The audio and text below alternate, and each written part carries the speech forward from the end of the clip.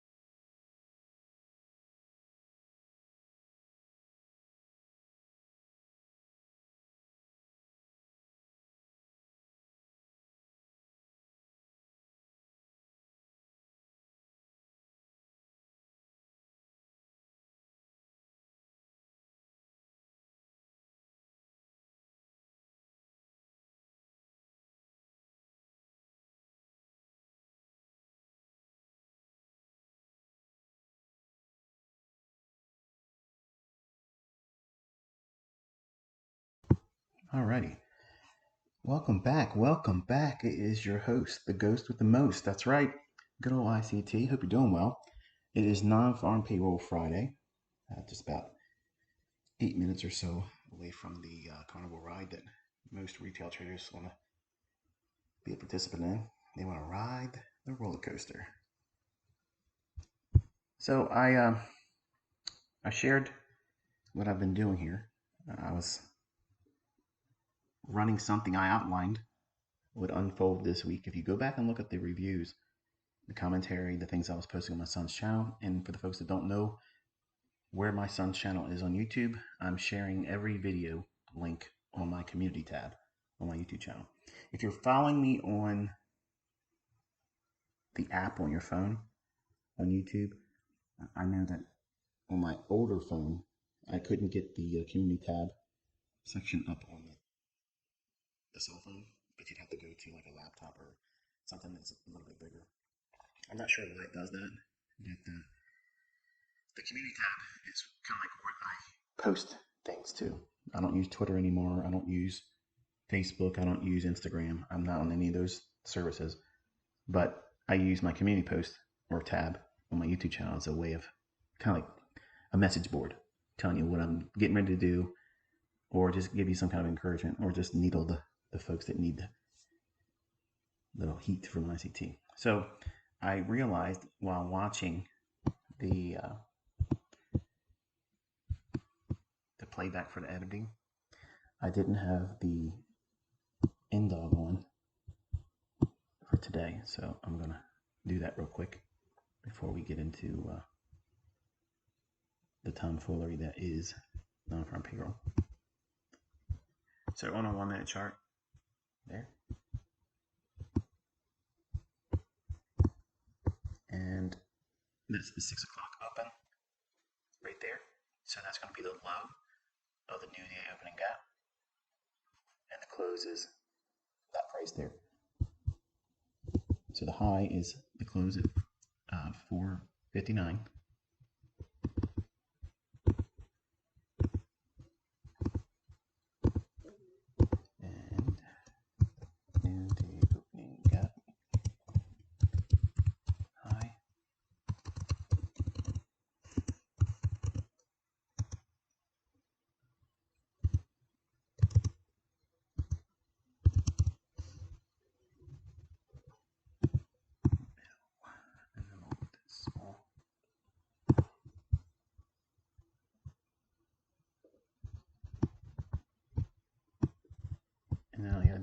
Let's just change that to low.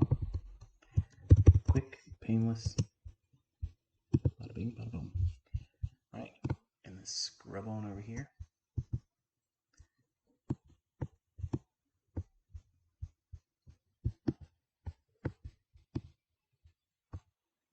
She's a bit up there.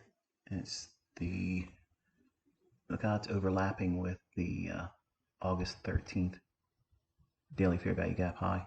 That's interesting. I don't know about that. Let's see what we get here. So when you're looking at non-farm payroll, okay, I'm not enticing you to try to trade this. Okay, what I like to use it for is I want to see what type of liquidity they aim for. Okay, before we get into it,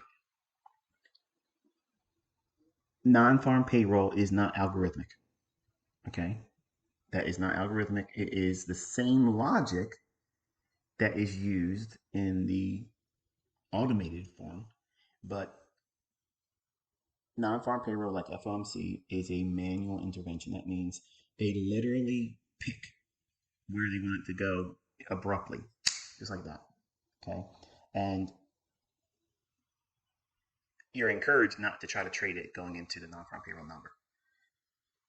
20, 30 minutes after, or if you're really, really skilled, 15 minutes after. So 8:45 a.m. Eastern time. That's the earliest I would say that anyone should try to trade the non-farm payroll. Now, obviously, if you're already part of a trade and you're holding something, then it goes without saying that, you know, if you have taken something off, you can leave a little partial in to see if it gives you a little bit more juice out of that lemon. But you do not want to be trading this, okay? If I were to trade every single non-farm payroll event before the fact, in other words, if I was trying to position ahead of it, I would have terrible stats because I don't know where they're going to run it next. I don't know that. You aren't going to know that. Just like I don't know where they're going to take FOMC. I don't know where they're going to take CPI. I don't know where they're going to take PPI. They're all manual interventions. That means that you should not be trying to position yourself ahead of them. Wait for the initial shock. Once that big crash, comes down into the marketplace where the shock and all hits it, look and see what is left behind. Like, where's the smooth edges? Because that's what they're going to go for next. Okay, so in the times that you're going to be wrong about that, okay, well, that's just one time you're wrong about it. It doesn't mean your career's over. All right, so we got about 2.5 minutes. Let's take a quick look at what we have here. Let's do it on a 15-minute time frame. And what I teach my students to do is, and before I close, I'll review the trade that I just did, my Yujiro Hanma trade. That's my Yujiro profile and model. I'm being facetious. It's just me doing my typical stuff. One shot, one kill. I told you the turtle soup, how it forms. I told you what to look for this week with the commentary on the daily chart. And some of you are surprised, like, how did that happen? Where did you get that information from? All right, so we are inside this SIBI here. And let's define it real quick. Here's your sell side. And some of you are going to be like, oh, well, it's going to hit one of those levels, right? And the important factor is seeing which one they leave going into the 9:30 opening bell. And or do they leave it in place after the initial run for liquidity? And we will do that. Now we've had a nice drop this week, so it's reasonable for it to see a return back into some intermediate term buy side, especially with the non-farm payroll.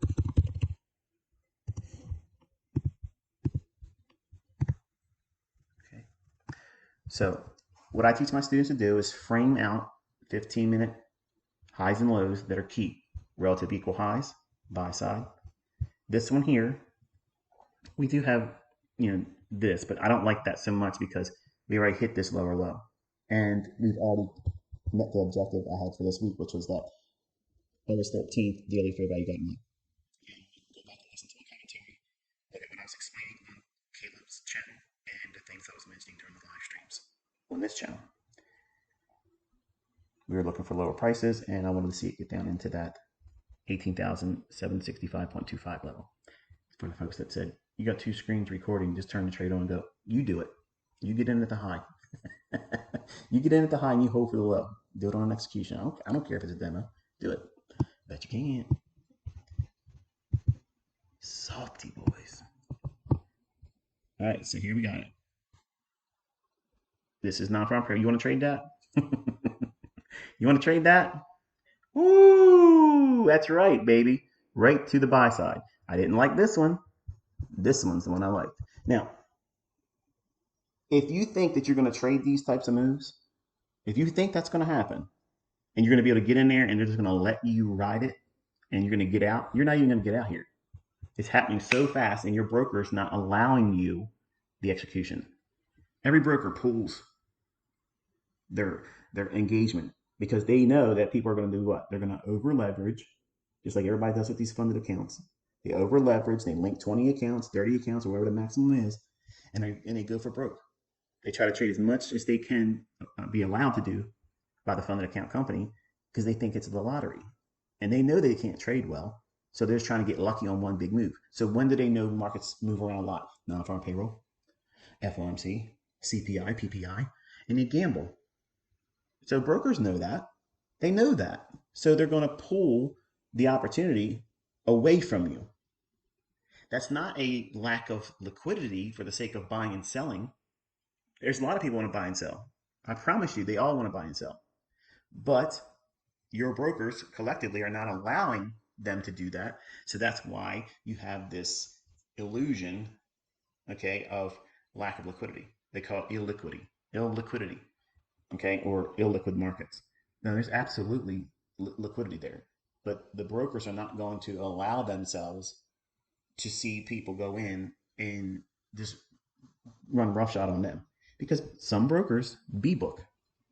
And when they B-book, these same people that they're usually taking the money from, they might get lucky that day on a heavy-handed bet. And they're not opening themselves up. It's just like a casino. The house has the edge. They're not trying to let a counter come in there and do what a card counter does. So what I like about the non-farm payroll is it gives me a clue sometimes, not all the time, where it may want to trade to at 9:30. You have to use the information that's been presented here. This is kind of what I'm teaching my students over the years where we're watching non-farm payroll. I'm not telling you what to do. Okay, nobody's trying to position ahead. But while we did have relative equal lows here, the fact that we took this low below that one, that already indicated that this one was more likely. That's why I said I don't like this one so much. This one is reasonable. Why? Because we've already traded down to that daily fair value gap low on August 13th. So it's reasonable for it to try to go back and run up against the trailed buy stops, which would be here. This is a 15-minute time frame. It's a bellwether time frame. So having like FOMC, PPI, CPI numbers, any kind of big high impact news driver event. I just realized I didn't check my audio. Crap. Ugh. Man, I'm just going to go with it. I'm trusting that you guys can hear me. I don't have my phone next to me either. Jeez, ICT, you're supposed to be a professional. Hold on one second. I have to make sure before I go in because I don't want to review that trade and then realize I don't have the audio. So give me a minute. Okay, give me a second.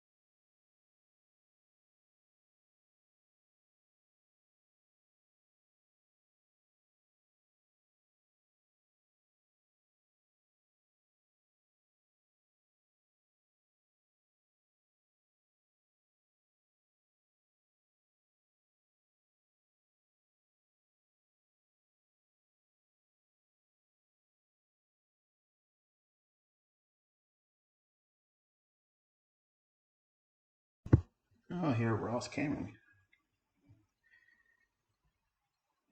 Wow, the most comprehensive day trading course, according to Investopedia. Thanks, Ross. All right, so let's see. Yep, I hear myself jaw booming now. Yep, 4 seconds delay. Very good, very good. All right, so anyway, back to this carnival-like atmosphere. The the 15-minute time frame. Okay, you really want to warm up to that time frame. That's the reason why I took Caleb's attention to. That's like his high time frame outside of a daily chart, obviously. His high time frame is not an hourly chart. It's not a 4 hour chart. It's just the 15-minute time frame. Then we can drop down to a 5 minute chart. And you can drop down to a 1 minute chart or sub 1 minute chart. And if we can appreciate the level of interest around stops that are above the marketplace or below the marketplace, the 15-minute does a really good job of highlighting where they're obviously going to be resting. Now, you don't need a book map. You don't need any kind of like, you know, application or app. And I know there's some people out there that have created them and or are building new ones because there's a lot of interest around liquidity now because of the stuff coming out and the way I teach how to attack it. And it's it's framed in a way that seems mysterious. Okay. And sometimes, admittedly, I probably in the very early stages created this air of mystery around how liquidity is in the marketplace and how you have to seek it. But I've never been ambiguous about where it is. And I teach how to find it and how to look for it. And then based on how that liquidity is engaged, helps you frame out a narrative, helps you determine what the market's likely to do next. Because that's really what we want to do as a trader. We want to know where is the market going next, and how can you be best positioned to capitalize on that change in price if it's moving higher or lower, and or avoid being wrong more times than not. So that's kind of like what the essence or pursuit of a trader is in managing the risks along the way. So a 15-minute time frame, Caleb, is your bellwether chart for determining where the obvious, clear pools of liquidity that the algorithm will refer to for that individual daily range. Okay, so what happens if I was going to keep this for the book, but I'll just drop it because I didn't do a live stream yesterday, so I'll give you a little bit extra today. What happens if you can frame a pool of liquidity like we did here? We outlined it real quick. Didn't take long, did it? Didn't take long. 15-minute relative equal highs here and this low here. And I mentioned the stark contrast was that this low was taken slightly lower than that one. And then going into the non-farm payroll, while these two may be viewed by someone else, they may say, well, look at this is relative equal lows. Because it's so close to that low here, if I ever see this one or something similar to this, that low being taken like that, it's already done enough to tip its hand saying, okay, at the time of that high impact news driver, FOMC, PPI, CPI, non-farm payroll like today, I'm going to elect to anticipate, let's say it that way, okay, because I don't want you taking what I'm saying and saying, oh, he's giving me that secret nudge, nudge, and wink, wink to take a long trade when it doesn't. No, no, but it does encourage a new startup or a new student when they can see these big flash moves that take place, how you can anticipate where they're likely. You're not going to be right all the time. Okay, I'm not right all the time when it comes to these big events. Okay, I have to wait because I'm not going to put money up against something that's uncertain. Just as well as I mentioned that I didn't like this one here, and this one was more favorable for a run for non-farm payroll. It could just as easily gone down, wipe this one, then one up there. Okay, so that's what I'm about to explain to you. If you can frame on your 15-minute time frame where the obvious pools of liquidity for buy side, which is here above relative equal highs, and the sell side below relative equal lows, if you can identify them both, and you should be able to do that over time by doing it every single day, this is what you should be doing also. Every section of your journal log entry, Caleb, it should have your 15-minute time frame annotating at the beginning of 9:30 where the 15-minute pools of liquidity are, because that's your bellwether on the daily range, because it's going to give you every piece of information that I'm going to help build on before we close this live stream out today. When I review the trade I took yesterday, the carry over today, and no, it's not technically the 5th of September because the execution that closes the trade occurred today. So the live execution, it's not a profitable endeavor until the trade is closed, right? So the execution is September 6th. Not the title of the video should be September 5th. So if we can frame the idea of buy side and sell side on a 15-minute time frame, what happens if the market at a high impact or maybe even a medium impact news driver on economic calendar, like forexfactory.com, Econoday. Um, I wonder if I don't know. Leave a comment in the post I just made on my community tab, and or if you're a private student, you know how to get a hold of me that way. Uh, does does TradingView have a calendar? Like I don't know, but if they don't have one, they should do one. But whatever economic calendar you use, you know, if it's one of the ones I just mentioned here, I interchangeably use two. Econoday is what I've been using since the 90s, and then you have uh, the Forex Factory one, which I got used and accustomed to using when I was teaching primarily Forex. But you want to look for the medium or high impact news events. I don't care about the yellow or the very low impact news drivers. I don't care so much about the speeches. I do care about Fed Show. I do care about bond auctions. I do care about only U.S. stuff. Now, if I'm trading forex, which I no longer trade forex, and I know all of you are upset right now because you're like, you don't talk about forex anymore. I hate you. You want to break up with me now? The the same things I'm teaching here, they work in forex. The problem is forex right now is being strangled. Okay, there's so many things going on in the monetary system that there isn't a lot of big placement going on. So you need huge flows coming into those pairs, those currencies to create this disparity. And because the dollar's being basically demolished, everyone's trying to determine what's the best play going forward. And that's the reason why I backpedaled away from it because we're going to see a big, huge, like a depegging what the euro and the Swiss franc was years ago. If you've never seen what that was, do a search on YouTube for documentaries about it because brokerage firms, large institutions were completely wiped out instantly that day. So I know that that's coming. I don't know which currency it's going to be. It may be the dollar. It may be another currency. But everyone that's in Forex, when that happens, they're going to get crushed, immediately gone, dusted. And you're going to owe more money than you ever made in your life. Okay, because that's how it is. It's just like you're done. You'll be liquidated. You're pink mist in the air, gone. So that's why I backpedaled back to commodities and futures trading. This is where I cut my teeth in 1992, November 5th, 1992. That's where I started. So while Forex is fun, Forex is not my thing anymore. Okay, so um, I'm glad that there's been this big shift away from Forex. And now folks that are wanting to be traders, they take their finances a little bit more serious. They're not in their gunslinging, trying to trade with $25 accounts and trying to turn them into $1,000 in a month. Crazy stuff, crazy stuff. Trading with fake brokers, basically. Okay, it's really what you're mostly dealing with these forex guys out there. When you're trading futures, you're trading a real market with real buying and selling interests. Okay, and billions of dollars.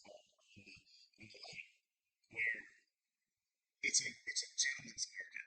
Okay, and I say that because forex, you're all going to get a different high. You're all going to get a different opening price. You're all going to get a different close because you're dealing with brokers that are given the freedom to screw you. In futures, everyone has the same high tick, everyone has the same low tick, and everyone has the same opening price and the same closing price. It's a level playing field. That's why professionals will trade this market over Forex. That's the reason why. When you afford a broker or the clearing firm that you're using to execute your trades on, you are signing the agreement when you open up an account that they can open and close and narrow the spread at any time they want. It's at their discretion when they're going to do it. And you wonder why your take profit doesn't get hit or your stop gets hit, but then it runs. It's going to happen more times in Forex than it will happen in futures. Now, it doesn't mean that you can't be taken out and swiped with a stop hunt in futures. But the difference is, the contrast is, you were really wrong if it happens in futures. And that's good. You want to know if you're wrong, okay? But in Forex, you have this wide degree of disparity between all brokerage, and that to me is a little scammy, okay? So if they are going to cannibalize their own clientele, would you choose to trade in that? Would you rather swim in the pond full of crocodiles or get into a pond that's far enough that affords you the time to get the hell out of there if that one single hippo is at the far end of it and you've been watching the whole time? That's what futures is. There's a hippo in this water, okay, and hippos they kill more than crocodiles a year, but you got one shot, one chance to screw it up here in futures. In Forex, you have so many things that can go awry and go against you that are outside your control. You may not even see it happening or even understand that it's happening. So that's why I've migrated away from that, because now the climate is geopolitically primed for some major financial meltdown. And it's going to be in the currencies. The currencies are going to get crushed, and it's not going to be something that you can trade. Look at the Swissy and the Euro depegging, okay? And you'll see exactly what I'm talking about. It's 1 second it's there, and then it's immediate, the game over. Like it's game over instantaneously. Boom, it's gone. You don't have anything left. And literally, brokerage firms, large institutions, were completely crushed. So I'm answering this because I'm still getting questions why I'm not talking about Forex. Because if I talk about Forex, I know that my influence is going to have people doing what? I want to trade Forex. I want to do what ICT's doing. I want to do this. I want to do that. I'm not in Forex. I don't have a penny in Forex. Zero. Zilch. Nada. No broker holds any money in Forex for me. None. Not one. In futures, you have reputable brokers. You have the same price. Everybody sees the same thing. It's a level playing field, and it's a professional gentleman's market. That means, yes, there's manipulation, but it's not like a wild, wild west like Forex is. Okay. And it's not likely to have the same thing happen to it, even if there is something in the currency market. There will be shockwaves in futures as a result of that, but I would be better equipped mentally and psychologically to weather any adversities while trading futures versus Forex. So there's your answer for everybody that's been asking. Why you keep talking about stuff and nobody asks you? You don't know who's asking me anything, bro. So we're back up into the day opening gap. Isn't that beautiful? So we traded all the way back up to the buy side, which was favored over this because of that little tiny little tick below that. But what happens if it runs both sides ahead of 9:30? Like say for instance, it opened here at 8:30, it traded down, hit the sell side first, and then ran up, hit the buy side. If it would do that and then keep the range, whatever this, say that high right here, say stays intact, and then we march to 9:30, and it doesn't make a higher high, and it doesn't go below here. If it did both sides of, I'm sorry, I said that wrong. If it would have taken sell side first and then went up here and took the buy side, and the range that was defined by that stays intact all the way till 9:30, what that indicates is we have a 50 chance that the market's going to stay inside that range and not go down and take the low out again. But what happens if it does this? It fails to take out that sell side, takes out the buy side, and then doesn't rip and keep going and crushing speed going higher. Like if it just hangs around and creates a little bit like retracement back into the first fair value gap on Thursday, because that's what this blue line is here. I had to throw that little lipstick annotation on because I didn't want to create anything over here because the text wouldn't show up, so I had to type it in like that. So I had to make sure the recorded trade had everything on the chart. So I usually don't like to annotate it that way. But if it stays the way it is right here, and we didn't take out the sell side, it means that we could flirt with trying to make an attempt to go back down here, but I would expect it to fail. And then everybody would want to chase it going lower. And then they would do something that's like this after 9:30, going into 10 o'clock, 11:30, and then closing somewhere in the middle of the high end of the daily fair value gap on August 13th. So it gives you at least something to work with initially to frame some kind of a narrative. And I know what I just explained to you for the very, very brand new students that are coming to me.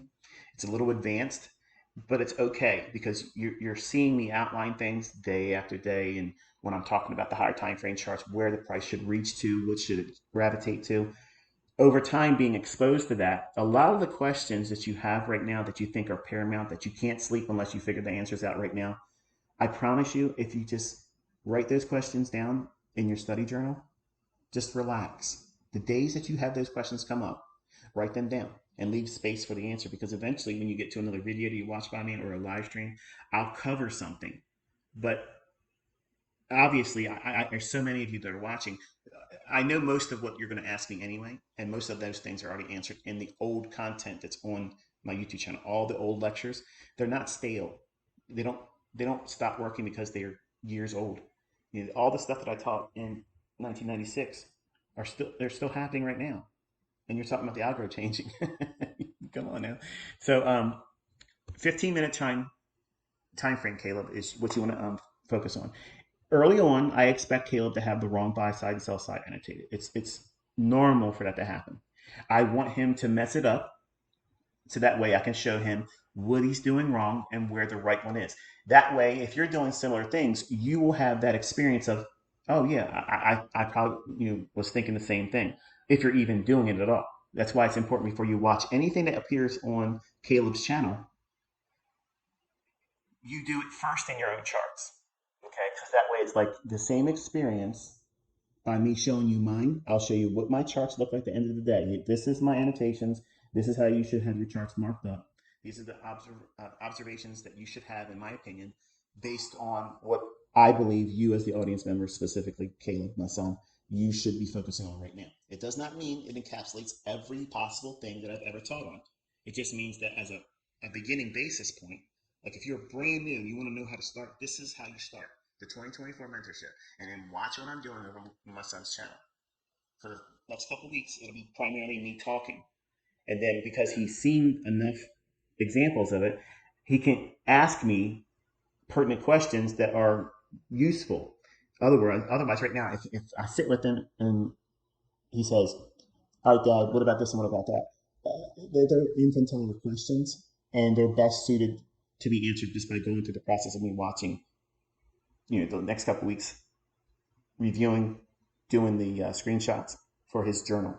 And then he's going to try to, in his best effort, try to replicate that on his own. And it probably won't be as clean and crisp and all, and it's going to get on my nerves because I'm OCD. But you are looking at those charts. What they are documented are important to you. I'm watching this over here. So I'm looking at this little section of price action. See how we went down, up, and then now down. So there's this inefficiency right here. This is the only thing that I'm watching. If it really starts to make a move above that, then we'll probably be working towards a deeper retracement post 9:30. But right now, it traded right back up into that little area here. I don't think that is a reason to stop price going higher, but that's just something I'm watching as I was talking to you. So 15-minute time frame, there's your liquidity pools, and then you strip it down from the 15-minute time frame down into a 5-minute.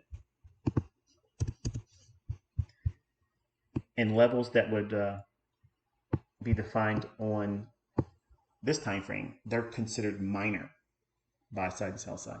Okay, so you have primary buy side and sell side on a 15-minute time frame, and that's going to give you your first parameters for framing out or fleshing out a narrative for the session and or the daily range. So one of the things I like watching in other live streamers and other YouTube channels that are very upfront, and they tell you what they believe, what they think, their opinions, and some of them are actually executing on them. I'm thankful that they're willing to do that because they create pools of liquidity in sentiment, and it allows them when they get on their YouTube channel. And this is not a knock against any individual YouTuber. I'm focusing on their audience because that's what I'm watching. All they're doing is creating another watering hole. So when I'm watching other YouTubers, it's a watering hole. Animals are going to go out to that watering hole and they're going to try to get a drink. And they're either chasing what this person's doing in the YouTube stream, which there's nobody out there I want to follow. Not one, okay? But I like watching my students, but I like watching specifically a number of YouTubers that have a decent following, and their animation around a particular bias for the day. If they think a certain level is going to be hit, and for instance, let's roll back in time. Let's just say right before 8:30, say it wasn't non-farm payroll, and we weren't going to have this fast run in price. The way I just framed out the sell side and the buy side, real time in front of you, I would have those same levels annotated the same way. It just means that it's likely to take a little bit longer to get to them because it's not a non-farm payroll, FOMC, CPI, or PPI type event driving price right to it. So because that resource that we have in YouTube, it allows the folks to have a chat window and whatever. Um, by watching the sentiment shifting, and if I see another YouTube channel that I watch and I think that they have a very busy channel with chat, I love that. And I'm not engaging in their chat, but I'm sometimes I'll throw a bone out there to try to get some kind of, like if it's real dry and nobody's really chatting up anything that gives me kind of sentiment reading, I'll make myself known in the chat, and then all of a sudden Billy Big Ass, balls or whatever you want to call it, guy wants to show everybody he's smart. Um, he'll say something, and then that's what I'm looking for. I want the Joker to raise his head up, because as soon as he does that, somebody else is either going to say, "No, I don't think that's going to happen," and then a wave of other people saying, "Yeah, you're right, that's not right," or they'll support him. That's me manipulating that chat room. Okay, I'm creating some fluctuation because I have to create a disturbance. I'm acting like a Judas. So I want their opinion. If I see predominantly most of the people that I'm watching, sentiment wise, if they're saying they think it's going to go down, and I'm already seeing things like this low went lower than that one, and this one is relatively equal. See, there's this high here didn't go above that high, even though these could be framed if you're looking at it that way. That would be a relative equal high, but this is high probability. Why? Because this high is lower than that one. Go back to what I was teaching you in the 2024 content so far. So this high over here is lower than that one. But you don't have that here, do you? You have this lower, and then you got this one over here, where it's just like it's already disturbed it. It's disturbed that liquidity. Where here, it's a little bit more blocky looking, where this is a wick. If this wick gets overtaken, like it does here, that means it took a real run on liquidity versus like how I treat a wick. I'll break that down into quadrants and more specifically the halfway point. If I see a wick like this and we're above it, I want to see it trade down into the upper half of it, but not even go below the midpoint of it. But in this leg lower, it passed through that easily and spent time down there. What was it doing? It was accumulating. See, you don't have those signatures up here. It's more blocky. So that makes this a better candidate for a high impact or a medium impact news driver drawing to that. But if it's not a medium, I'm sorry, excuse me, if it's not a high impact news event like the PPI number that comes out, the CPI number, if the FOMC rate announcement comes out in the afternoon, 2:30, the conference call, and then you have like a non-farm payroll event here, excluding them, everything else, if it's on economic calendar with a medium impact, I would expect that same type of thing unfolding here. It just would be a gradual trading up to that level for the buy side. Does that make sense? I know you can't answer me, but it's affording me the moment where I framed where the liquidity is, and then I'm actually getting a dynamic sentiment reading by people that have a vested interest in looking right on social media. Think about that. If they're going into these chat rooms and they're trying to voice their opinion, it doesn't matter if they're right or wrong. Okay, that's not my point. The point is they're willing to toss it out there in the ether, and I want to see how much traction it gains by anyone else in that chat room. That's how I'm using other YouTubers' streams. And if they start cheerleading the idea, oh yeah, I like that idea, but my target's a little bit past that. That's exactly what I want to hear. I want to hear that stuff like this. Yeah, I want to see it go below that low here. I want to aim for 18,680, and then somebody else will come behind and say, no, I'm looking for 660, bro. That's exactly what I'm looking for, because now I'm arm wrestling them as smart money against dumb money, street money. Okay. I'm not saying everybody else's live stream is dumb money. I'm just the ones that are acting that way when I'm expecting this low not to be taken and this area here to be drawn to. What you have at that very moment is the purest form of sentiment at a very specific time where it's diametrically opposed to what the algorithm's going to do. Who do you think is going to win that? Who do you think's going to win that, right? Come on now, you know the answer. Dumb money is going to fall on the sword of smart money. Okay, and when we can see these tug of wars, these wars, if you will, between someone that's not informed, that are just impulsively trying to share an opinion for the purpose of looking right. Smart money is not trying to be right. Smart money is out there decapitating other large entities. That's what they're doing. That's what they do. The algorithm just delivers price. Smart money engages with that algorithm with their own high frequency trading algorithms or discretionary trading, but they use the logic that I'm showing you here. So banks do not trade with what I'm showing you here. There's an entity outside of that. Okay? It's outside of that. They're not Goldman Sachs, because Goldman Sachs tells you you can't trade and time the market. Well, they're really stuck with what I just did today. Two, I'm doing it every single day, proving where the market's going to go next. And does it look like noise to you? Does it feel like you're confused as to, oh, it's too much noise going on in these time frames? No, it's clarity, right? And it's encouraging. It encourages you to be able to say, hey, if this guy can do it, and he used to deliver pizza, come on, man, I can do this. If I can find myself, you just got to give yourself some more time and effort. So if the 15-minute time frame buy side and sell side liquidity pools are defined, it gives you an initial context. And I will counsel you, and the live streamers will appreciate you by watching their streams too, because they'll get more views. But every big name YouTuber that follows the futures market, my advice is quietly, respectfully, in anonymity, start watching their chat windows. Because I'm using that as the best sentiment indicator. Because I know what I'm looking for technically. I'm looking for something to take place to draw to a specific price level, to behave a certain way. And I have made that known to you since we started doing this mentorship.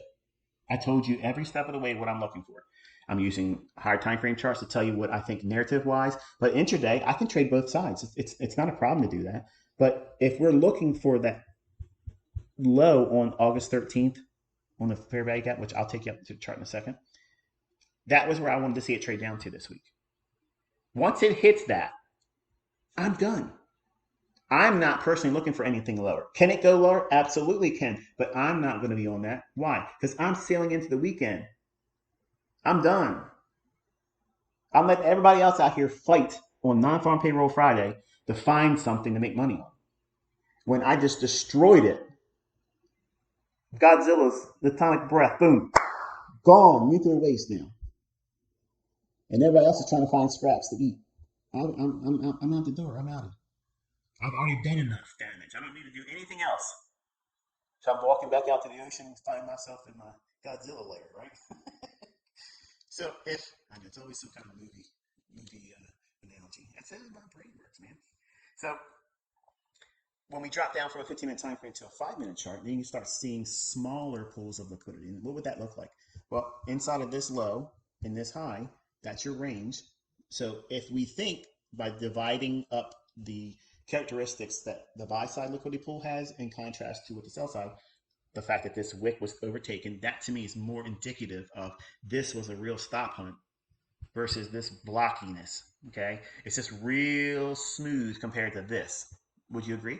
This is a little bit more jagged, more piercing versus all of this blockiness. So this is more likely to be drawn to on the basis of just the way the price printed it. Then you add to it, what day of the week is it? It's Friday. What direction primarily has this week been doing? Has it been going up all week? Has it been going down all week? Clearly, it's been going down all week. We had a big old Tuesday drop down. Okay, the first part of the morning. I wasn't part of that, but I smashed it in the afternoon, and then you then you watch what I did yesterday into today. So I don't need to be in there every day. I know how to catch up. I know how to fill in the gaps of days where I wasn't participating in because I will let the market tell me what it wants to do. I want the setups to come to me, as I'll indicate when we break down that trade. But you have to look at price and discern when you're going to engage, when you're not going to engage.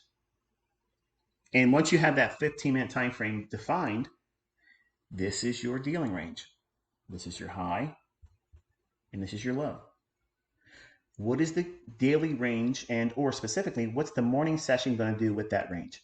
Is it going to stay inside of it, or is it going to trade just outside the low of it, or is it going to trade just outside the high of it?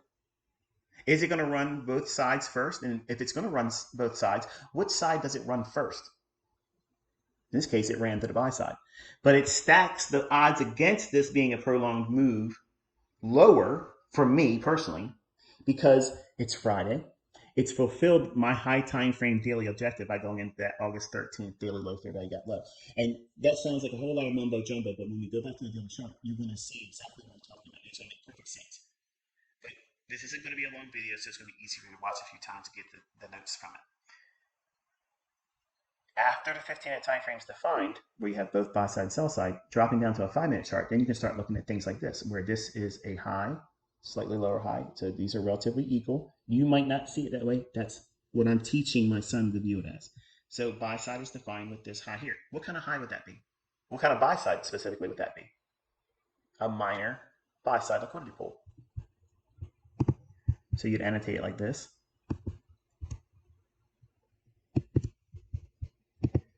I already have presets, and I know it drives you nuts. You save so much time. I'm teaching. I'm not trying to save time. I'm teaching.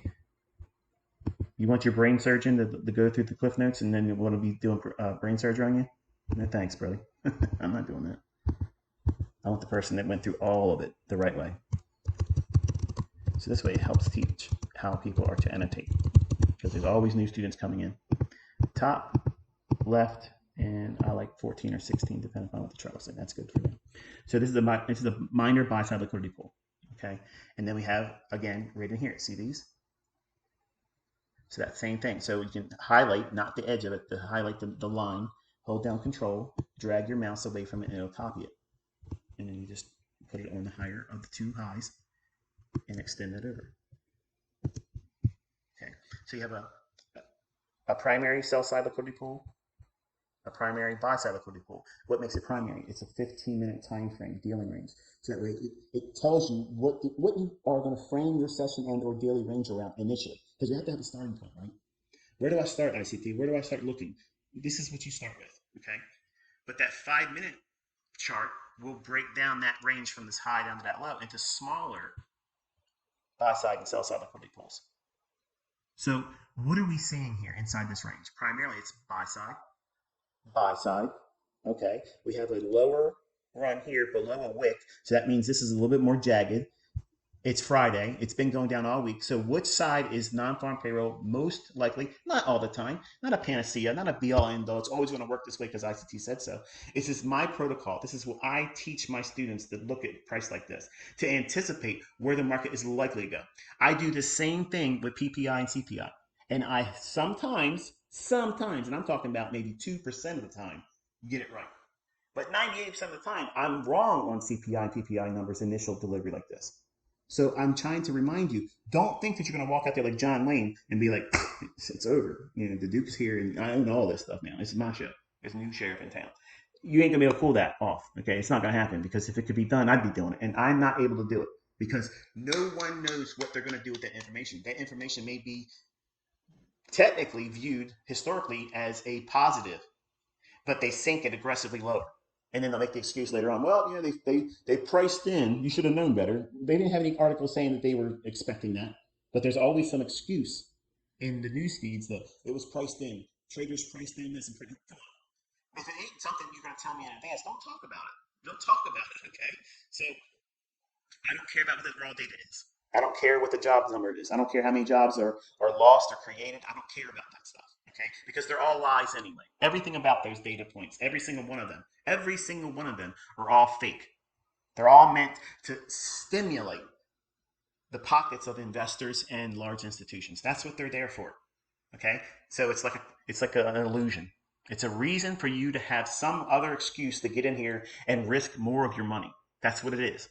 So because I think about it like that, I don't go in with trying to decipher the fundamental aspects of it because fundamentals have left the chat a long, long time ago. A long time ago. As soon as we left the 90s, fundamental analysis is now a joke because there's so much lies built into it. You can't trust it. So it goes right back to where I started as a technical trader.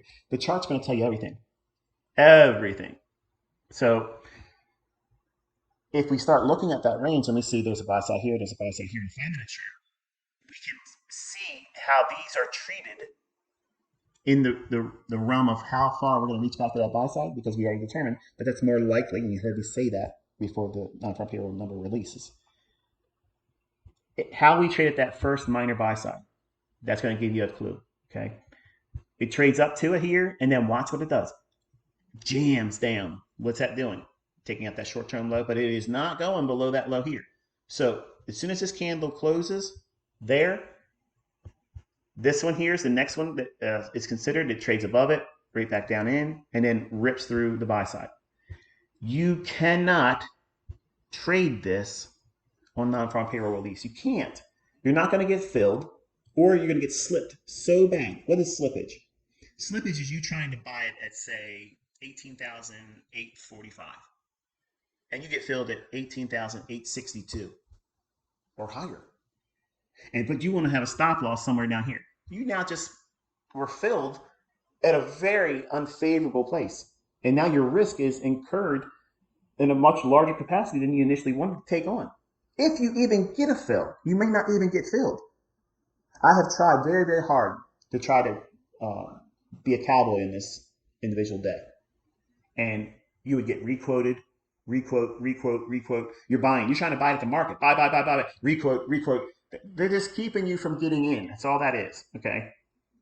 There's a lot of people out there that want to buy, but the brokers are stifling that. That's why as soon as I see somebody out there, they have 50 contracts of gold or US 500 or US 100. Okay.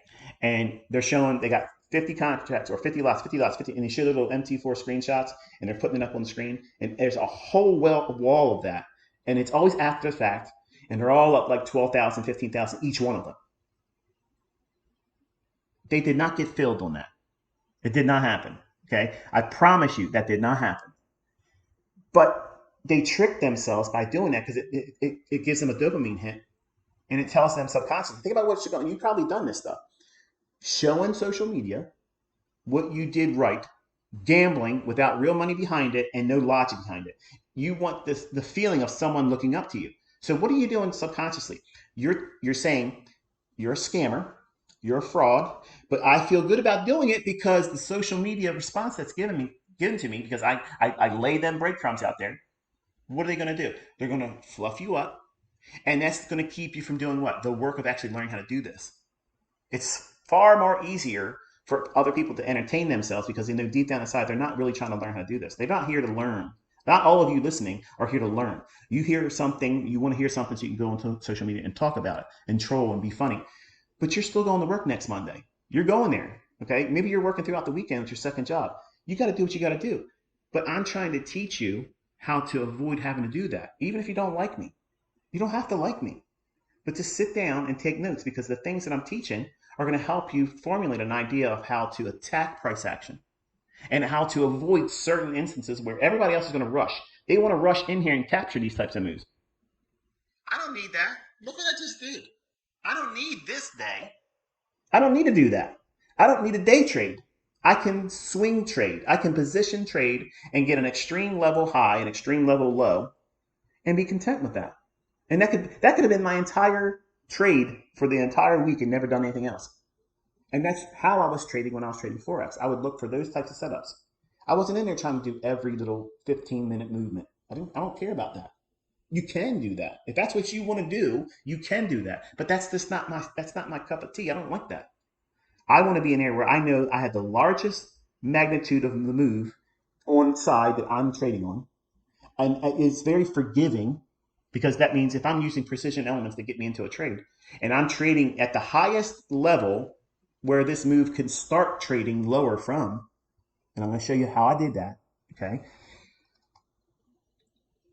It allows me to sleep. It allows me to eat. When I was younger, I couldn't even eat when I was in a trade. My stomach would be in a knot. Like I was in constant anxiety, constant stress, heart rate crazy high, like blood pressure, I'm sure, was off the chart. But I wasn't looking at those biometrics back then. I was just wanting just to survive the trade, let alone make money. I just want to survive. Can I just be in this trade a little bit longer than the last one? That's how it was when I was 20 years old. And you probably have that same feeling right now.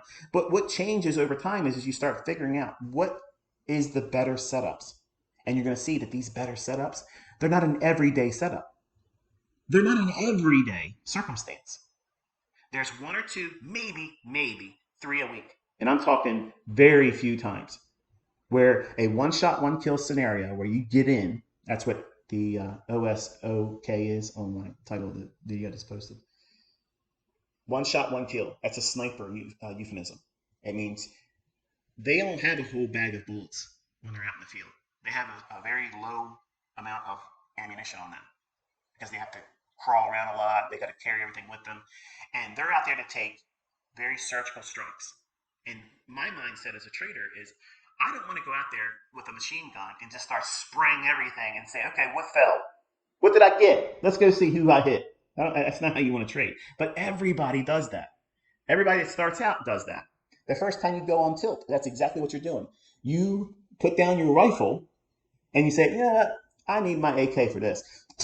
And that's it. You just emptied your magazine and you may not have hit anything, but you wasted everything that's in your magazine. You have no more ammunition. It's gone. And now you're defenseless. And then the market rolls over top of you. Well, a sniper's mentality is he or she goes out into the field, and that's the week of the trading. And you're looking for these very specific conditions where the mark that is your setup in price action, the thing that you're going to trade on, the things that make a buy or sell for you, that's your premium rate. That's your little fair value gap. That's your little scope. You don't care what's going on. You don't care about everybody else walking around. You're there to take out that one individual target. And that target is when price steps into that fair value gap. As soon as that price hits the consequent encroachment or starts to approach it, it's in your crosshairs and you're bullish. That means you're going to do what? You're going to take a deep breath, exhale.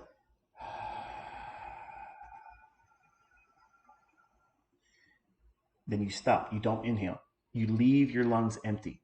Why do snipers and why do shooters do that? Because you're not moving around. And a small little movement in your scope is a whole lot of movement downrange.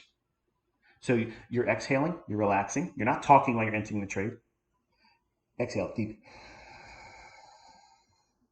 Pause. When price enters that fair value gap, you fire.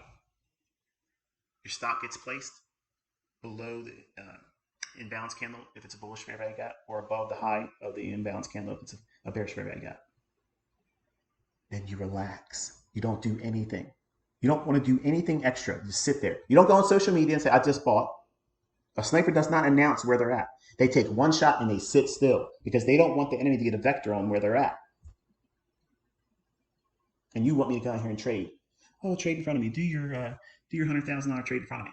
And do what? Let them come for me? Because that's exactly what I do. Everybody would be doing the same thing I'm doing. Now everybody wants to do it. Please let me copy your trades. My question is this. If I was to do this, okay, CEOs of all the funded account companies, listen, this is for you, okay? Every single one of you funded account company CEOs, Michael Patak, I don't know the other guys. What if I created a lottery system where I took 10 individuals that in an anonymous setting, because you're not going to see me ever go into a funded account company. You'll never get my socials. You'll never get my stuff like that. It's never going to happen. I would never allow that to happen. But what happens if I created a secret lottery where 10 people get to trade copy a demo account that I'm running, and they're copying 20 accounts? How much time do you think that your firm would be able to weather that? Because if I can show that I can do this just once a week, that's $2 million per. That's $20 million a week drained. What happens if I did that with 50 lucky contestants, free of charge, not charging anything? What do you think would happen to the funded account prop firm company? What do you think about that model? Think it would hold up to something like that? You really want me to do that? You want to watch me burn it all down? Is that what you really want me to do?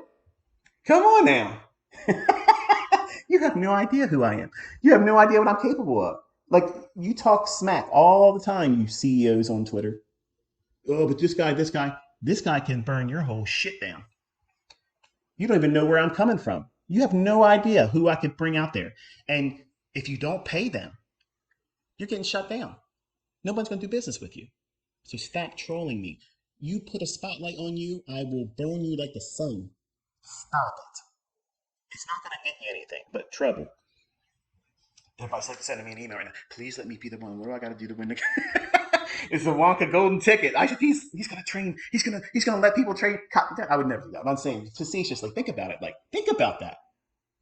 I got people in my chat window all the time, or not chat window, but chat section or comment section, saying you can't trade this way, you can't do this, you can't do that. I literally gave you the game plan this week. I gave you the game plan, and I went past my time, didn't I? That's because I'm making up for yesterday's not having a live stream. And I got new glasses, and it's awesome. I can see it. So we're at the top of that inefficiency I mentioned over here earlier. Right here. And then we have these relative equal highs here. So that would be, we'll borrow this one and just change it, the name and logo. Yeah, can you imagine? 20 contracts with XYZ funded account company, all linked together. That's $2 million. And you're telling me, let me ask you a question, okay? I want to make sure I understand this correctly, okay? However I was to drive it, whether I was using a proxy, someone else, they're trading it, but they're copying me technically. What you're saying to me, if I understand this correctly, is I could theoretically have 20 accounts linked to one account, and all I got to do is what I do every single week anyway, and it's not causing me any kind of extra work. But the person that has the 20 accounts linked together, and I'm doing trades with $100,000, or I'm clearing $25,000 to $30,000 per trade, that's just one session. That's not me trading the London session, the morning session in New York. That's not me trading London close. That's not me trading the London lunch. That's not me trading the afternoon lunch in New York. That's not me trading the afternoon session and PM session. That's not me just trading the last trading hour. That's not me trading Asia just to throw a little bit more spice in it. You're telling me that I could literally go out there and drain these prop firms for $8 to $10 million every 10 days? Every 10 days? And you think they're going to keep paying that out? Man, I'm enticed. I'm genuinely, if I understand that correct, if that's what you're telling me, that I could do theoretically, because I got the numbers, I can pull it. I can do that. But you're telling me that I could theoretically allow someone else to copy an account that I'm driving. You won't know it's me, but this person, whoever that might be, could be a cousin, could be a high school friend of mine, could be any one of you listening. They could be in a position where they are able to say, I want my money now. In 10 days, I can make someone a multimillionaire. Is that what you're telling me?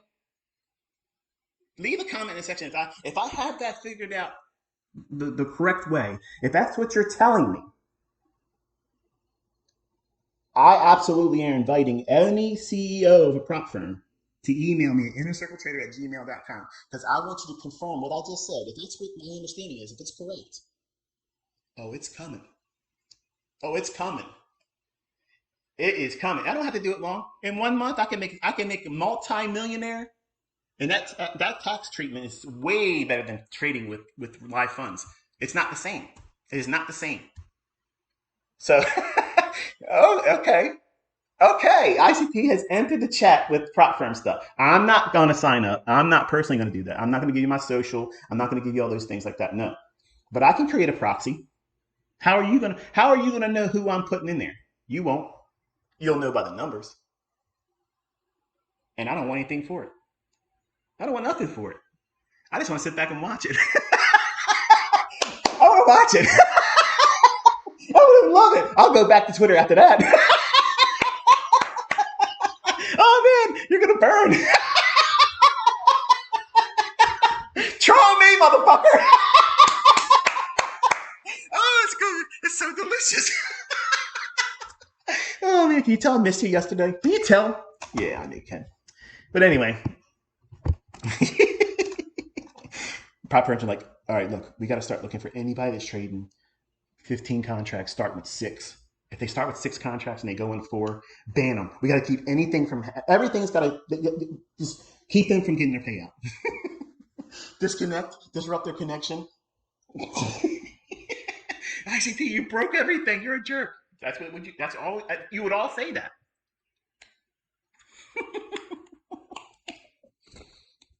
One of them's calling me right now. Come on, right now, you're killing my business. Don't call me when I'm live streaming. So, anyway, we're a couple minutes away from the opening. Let's watch the first couple minutes of the opening bell, and then I'll review the trade I did, and then we'll close it and go into the weekend. Please, ICT, let me be the one. All right, so what we have,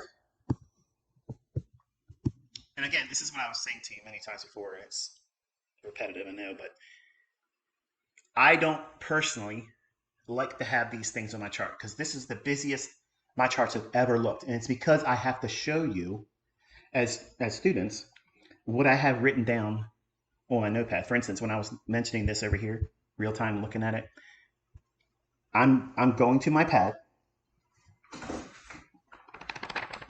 This is my notepad. It's just a simple little yellow notepad. You can buy them from, where did I get mine from? Costco. And you get like 12 of them in a bundle.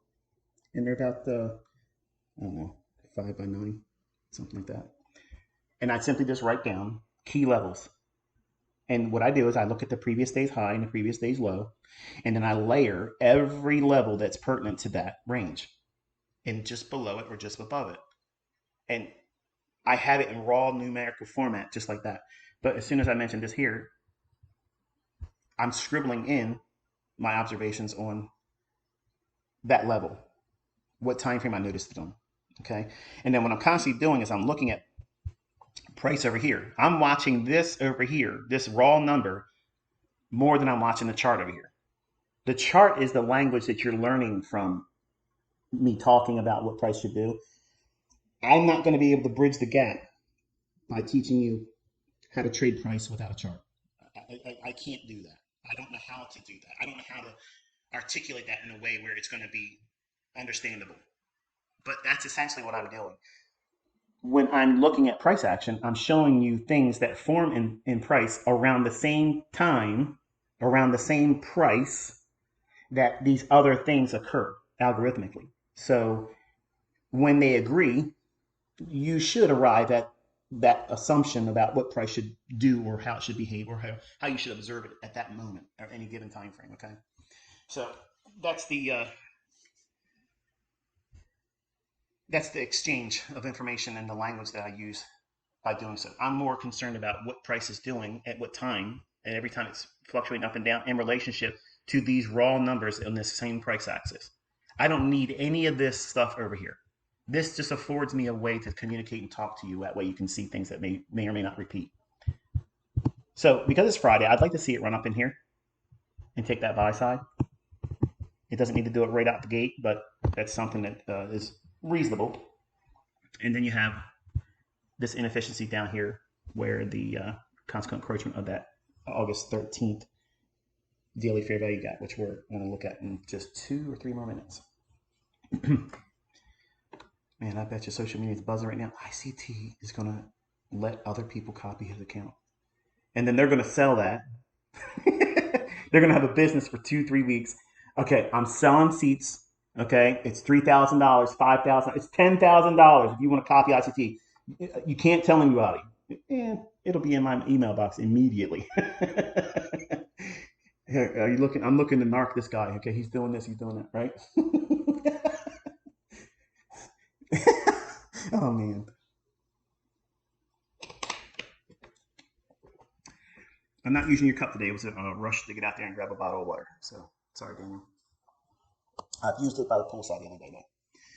He sent me a Yeti mug in the mail because he hears me bitch about how it's critically made. Water always makes a sound in my recordings.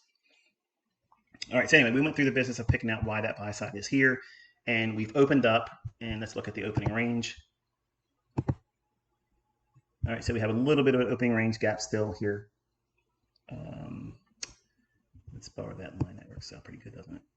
It's convenient. Spin it right on. Close. So we're showing the previous close, and that's not actually right. Let's go to a 1 minute chart. Sorry. Anchor on your 1 minute chart and your opening price on your first print at 9:30. So you have a little bit of portion of it opened up here. So it tried to get up in there, wait for it to open, but left this little portion open here.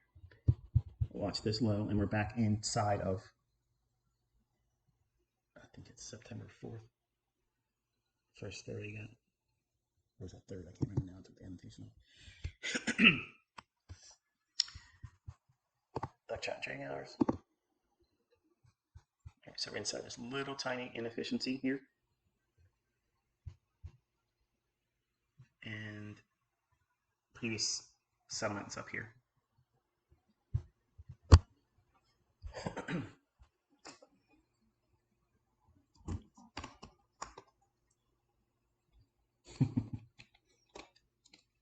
These last days are so much fun. Should have been doing it sooner, ICT. No, I would never get anything done. All right, so I can take this one off. We don't need that anymore. We don't need this anymore. We don't need that buy side anymore. We don't need the miners anymore here. Actually, we do. I didn't drop down to when I was talking about the miner. 5 minute buy side liquidity pool and sell side liquidity pools. You can see how when we drop down to the 1 minute time frame, which is, I like using the 1 minute because it's very, very detail oriented. Okay, think about like remember when Bob Ross, the Afro white guy that would do his oil painting and whatnot, he would talk to you real mellow, put you to sleep, being like you're ate an edible and you're just chilling out watching this guy paint. Well, you're looking at this this time frame. Your daily chart is like a paint roller. Okay, it's applying a lot of paint, a lot of price action. Your 15-minute time frame is like your 2.5 inch or 2 inch paintbrush. It's not as wide as a paint roller, but it's not a fine tipped brush. Then you have an inch brush on your 5 minute chart, and then you have that really small detail oriented paintbrush for the 1 minute. Really fine, little etching here, little line work here in your painting. That's what the 1 minute chart does. It affords you to get down to the nooks and crannies of the fine details of price delivery. So if I'm looking at that same level here that was arrived at on the 5 minute chart with these relative equal highs, when price ran through that, let's look at it in contrast on the 5 minute chart real quick. Here it goes, it rips through it one single time on that one candle right there. You see that? Let me widen up a little bit. So you don't really have a chance to see much in this one single candlestick unless you're watching the fluctuations of price over here, which is what I'm primarily doing when I'm watching price. Here, let me say it this way. Don't try to do this part. What I'm trying to describe to you, what I'm doing, that is me having more insight than you have, and I'm not going to teach all that. You are probably learning how to do this by watching what price is doing, because there are times, as I indicated many times before, where price is using my PD arrays, and if you have a bias that's bullish or bearish, you're going to have the next best thing to what I see that I can't teach you. And there's no other way for me to say it than just that, okay? My students are making money with it. They're learning how to do it consistently. If they're not trading with real money yet or funded account companies that has them now getting profits out of it, they're all graduating in their understanding and being able to read this stuff real time. And it's based on the stuff I'm teaching. But this 5 minute candlestick only has this one single range here when it crosses above that level here. But watch what happens when we go back into the 1 minute chart. This candlestick does that business of wicking around, but look what happens next. We trade right back down to that buy side level over here. Right in here. Using it, and then comes back to the order block right there. Now, you're not going to get that fill right there because they may not have opened up trading for you in your brokerage firm. I've experienced this before. I experienced it when I was trading Forex. I experienced it with FXCM. I experienced it with, well, I'm not going to sit here and name brokers because it's going to sound like I'm advertising, but FXCM is trash. To say, in case you're wondering if that's a good broker, it's trash. FXCM was trash. I didn't like them when I used them, and I'm glad they got kicked out of the U.S. Boom, there you go. I said it again. But you won't get these types of fills. Now, if this was like 20 minutes after non-farm payroll releases, and you see it trade back down something like that, then yeah, you can get filled plus the tick. So there's this opening price here plus one tick. You had a limit where you're going to get filled on that, but you're not going to get filled on non-farm payroll the first 3 minutes or so. It's just expect that it ain't going to happen. So what that does is it completely removes the necessity for you to feel like you've got to be a part of it. So what do you do then? Take a step back and then read what it's telling us. What's price trying to indicate to us? It defended initially what? The sell side. It's more likely it's going to draw into take out buy side. Okay. But it left the sell side. So it is, for me, for my personal taste, I wouldn't want to take a short reaching for the sell side on that 15-minute time frame. Allergies are kicking in. So below these lows here, that sell side hasn't been engaged yet. I'm not interested in taking that trade because what I had set up for as a downside objective was already arrived at, and you saw me execute on that. So when that daily fair value gap low was traded to, I'm no longer interested in being a participant in this weekly candle. I'm done. It expired for me. I'll miss moves if it keeps going lower. That's okay. Look. If you aren't content with finding setups that could yield you 100,000 in one entry, you're never going to be satisfied. You have to be satisfied with getting 5 handles in the S&P consistently. You got to be content with getting 10 to 15 handles in the NASDAQ consistently. You have to start there. If you can't start there and bloom where you're planted, you're never going to make these big sizable gains that you're trying to make or aspire to. You have to have very small little modular goals in the beginning. And that's good to have that. Very, very small, humbling beginnings. If you want to have a humble beginning when you start this. If you start off right out the gate with, everything's got to be a dopamine hit, you're increasing the difficulty level beyond all measure. Like you can't even imagine how hard it's going to be for you until you start realizing it and doing it. So let's go into what we're going to do here. Let's go into I'm in a 1 minute chart. I'm trying to think. I want to show it to you with a naked chart. And I'm running the risk of getting rid of all my annotations. So let's do it like this. Let's go scorched earth. Okay. So we are looking at price action negative. Naked. And if we look at this indicator is this right here. Let me hide that. Thank you again, Flux. But the daily chart. Let's go to a daily chart, and we'll flesh out what good old ICT got lucky with. Apparently, I was running recordings on 15 different laptops, which I don't own 15 laptops. I'm recording multiple screens, but I got lucky to get in at the high and out at the low. That's impressive. All right, so if you recall what I outlined on the daily chart for NQ last week and going into this week, you'll see that in the live streams. You'll see that also in the markups and the screenshots that I was teaching Caleb to do. If you watch it on his channel is at official Caleb Huddleston, all together. Make sure you're spelling it correctly because there's people out there using lowercase letters and uppercase letters to trick you into thinking that's what it is. He's got over 20-some thousand followers as of right now. But again, the easiest way to do it is go on my community tab on my YouTube channel, and you'll see me actually linking and posting the videos that are being hosted on his channel. Okay, and I'll flesh this out real quick for you again, so that way you can see it. I mentioned how we were likely to trade down into this fair value gap for the week. That's what I wanted to see happen this week. Okay, so because we have that, let's do it this way. You want to annotate that level because it's going to give you your price level over here on the price axis. And we will do it like this. And then the same thing, hold down control, drag it up, and you can get that. So that way we're highlighting this candlestick on August 14th, Wednesday, 2024. That candle's low. And the high on candlestick of August 12th, it's a Monday. So that high and this candle's low. And this one single candle, see this right here?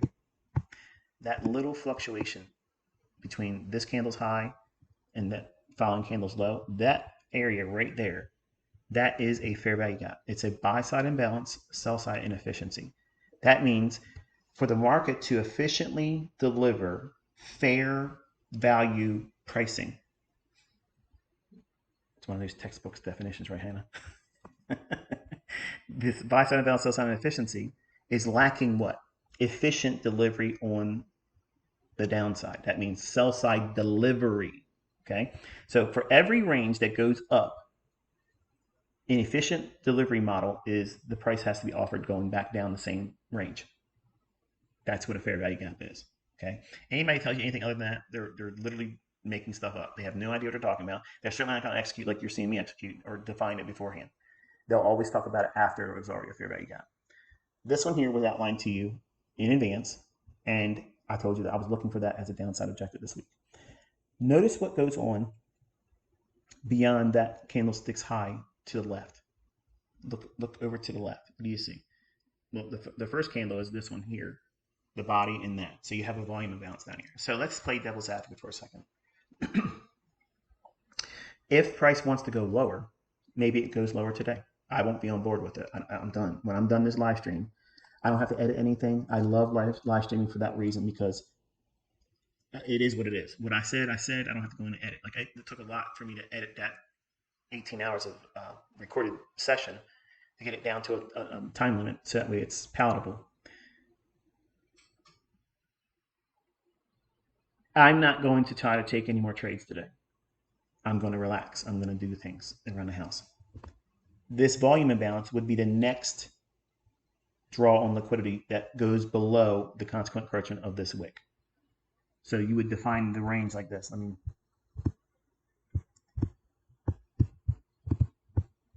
make it a little bigger like that. So while where we're at right now in price, we're up here.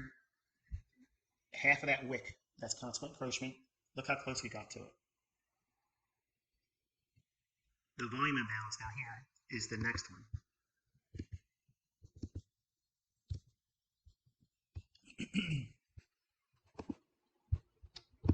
I started with my allergies yesterday and all this laughing. It's stirred up even more, so I'm a little congested. But then you have this wick, you would do the same thing, and that basically lays inside of this volume imbalance. And then the same thing here. And the same thing with these wicks, all these discount wicks, you want to annotate those. Those are levels that I'm going to have on my notepad should we get below this on a closing basis. This being this candlestick's high, which forms this fair value gap. So as we start to trade down, this is a lot of balanced price range. What makes it balanced price range? It's offering sell side delivery. It means any movement, like when it drops like this is sell side delivery. This candlestick's closed up is buy side delivery. It just simply means that the market has gone up or down. It's going up to go into inefficiencies above market price, or it's going up to take out buy side liquidity. That means buy stops, or trigger pending orders to buy on a stop for a new position, or to trigger buy stops that are protecting, hypothetically, any short position. It drops to go down to an inefficiency below market price. It's like a fair value gap or something like that, or opening range gap, something to that degree. Or it goes below old lows for sell stops. Either it puts a trader in short on a breakout going lower, or it protects long positions, hypothetically. Okay, so that's the only two mechanisms that causes price to go up or down. There's nothing else. There's literally nothing else that's going on. When they reprice manual intervention, they're still taking it to price levels that I just defined, but they're going to do it farther outside the extreme normal range. They're doing it quicker, or like that. And you don't many times get a chance to participate in those types of moves, and that's okay. You don't need them. You don't need those types of moves. There's plenty of other stuff out there to trade. So I demystified everything again for you. Price only goes up for inefficiencies or buy sell liquidity, or it goes down for inefficiencies or for sell stops. That's it. There's no other reason for price to go up and down. The buying and selling pressure, okay, a very interesting study. For those that are really trying to debunk the algorithm, okay, there is no algorithm. I'm out here to refute the ICT claim. Okay. Do a real in-depth study on the volume, how many contracts it took for price to move every single intraday price move. The largest one in the session, like in the morning, do it in the afternoon, okay? And see how many handles prices traverse to do that. As soon as you start seeing how much it will move, and there's this wide disparity amount, how many contracts it takes. When I was being interviewed by Corbs, he's the only one I ever sat down and did a face-to-face with. The question I asked him was, how many contracts does it take to cause price to go up? Well, just one, right? Right. What happens when price has a goal? It's being inspired, let's say it that way, to get to a particular price level. It will skip. It'll create these little gaps, okay? And these gaps are what we are targeting, these little inefficiencies. Because if we're aiming for, like I outlined this week, I'm going to take all this stuff off. Just know that we have a lot of things to factor in here. If we go lower, it's going to be potentially spotty, because then we have all this back and forth in here. So it's going to take a real move to get through all this mess in here. We have volume imbalances. Like, this is a mess. Like, this is a lot of sloppy stuff in here. The cleanest price delivery was moving from here down into this inefficiency. That's why I said this ends it for me. I'm done for the week. If it touches this level here, which is where you saw my cover on my short, that's it for me. Because then what has happened is, to expecting lower prices, I'm going to have to weather through all these questionable levels. Can it go down there and smash right through it? Absolutely it can. Is it likely to do that? No. So am I trading with high probability if I'm holding on to my short? If I would have held on to my short, I would have been nervous with the non-farm payroll release. I would have been nervous after 9:30 opening, because I have all these other factors to start weighing out. Okay, should I hold on my trade? Should I not? Versus, I know what I was looking for in the commentary and the analysis for this week. We were already eyeballing this. Okay, the low end of it, that's the best target. That's the best. So I had my limit order to get that, knowing that because it's Friday, it's non-farm payroll, it's going to be probably a little bit more animated. It may color outside the lines and go just below that candlestick's high. So that was me finessing. You can see me in the video adjusting my limit order, because I want to make sure I get the best, factoring the spread. Okay. My original profit objective would have made me a couple $100 more, but I wanted to make sure that the spread touching this candlestick's high, when it trades down there, I want to be executing. I want to get those 14 contracts off. So if those 14 contracts get peeled off, I have to have a price level with that limit order to cover that short position that will afford me the opportunity to see 14 contracts clear. Just because it touches this level down here doesn't mean, like, say for instance, say you get to a point where you're trading with 100 contracts. You have 100 cars on this run. If you're using a limit order, you may not get them all off. It might just say, no, I can't fill you. You want these 50 off at that price. I can't fill you. There isn't enough buyers on the other side at that price at that given instant that they're going to pair you with. Wow, there it is, it's done. So you don't get those exits. And then if it starts to retrace against you, like we've seen this morning, that's a little disenchanting. It's not fun. I don't like those types of instances. So there are times where it demands a little bit more humble exits. You have to be willing to say, okay, I believe it's going to touch this candlestick's high as it's dropping down, but I want to make sure I get out. Like I want to get paid. I want my execution to. I don't want my funded account challenge or my funded account or my live account or whatever it is that you may be using in trading. I want to make sure that I get out. Just touching the level is not enough. But what you want to start doing is building in this mindset where you will expect that level of precision, but you don't need that level of precision to be extremely profitable with your exits. You know what I'm saying? So in other words, say whatever that price is. In this case, it's the high of that candle. Watch this up here, upper left hand corner. 18,765.25.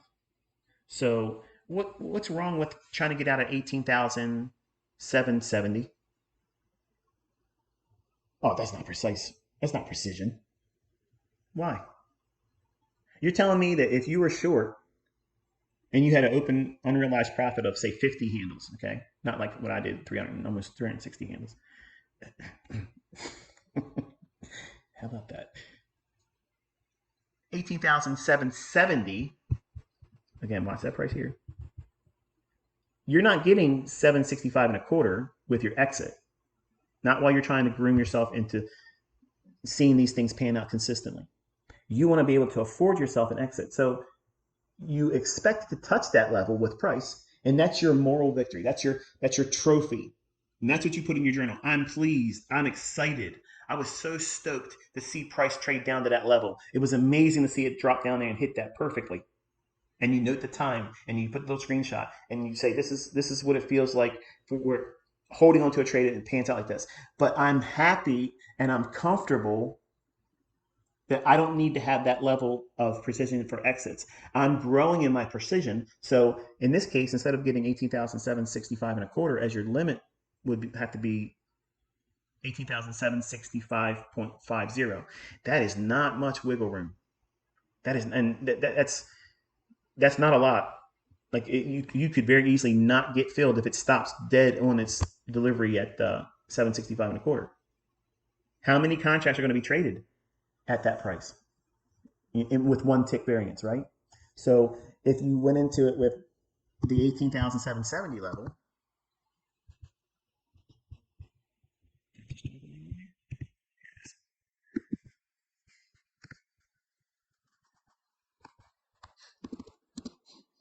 say this is your price that you're trying to get. Like you can't even barely see it, right? It's not much of a difference. And you're going to argue, say that's not precise enough? Come on. You have to trade with the expectation that you're trying to get filled too. So it's a management of all these concerns and expectations, but your expectation for precision and perfection, that needs to be relegated to your journal. Cheerlead yourself there. But in your trading, you have to afford yourself a common sense exit strategy. Okay, it's a low hanging fruit threshold where you're not demanding that your exits are the best of the best of the best. I've missed out on some amazing exits, and I've missed out on some amazing like the top tick or the bottom tick of moves. I've had them in my grasp, but the spread denied me. It's exciting, it's exhilarating seeing it happen like that. I'm like, man, I had it pegged, but the fill wasn't there.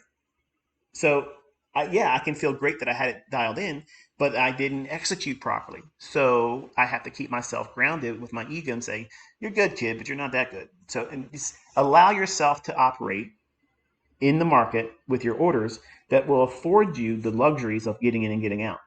You're going to have a whole lot more liquidity from 770 down to 765 and a quarter. There's lots of prices in between there, lots of individual tick fluctuations, and every one little minor little fluctuation is an opportunity for an exchange and pairing of orders for buyers and sellers to meet.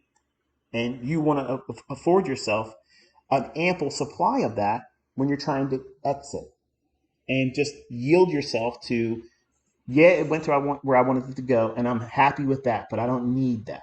Hopefully that makes sense. I've answered a dozen of individuals that left comments around struggling with exits and how to pick the right price and all that, because they're trying to impress me and they're trying to impress themselves.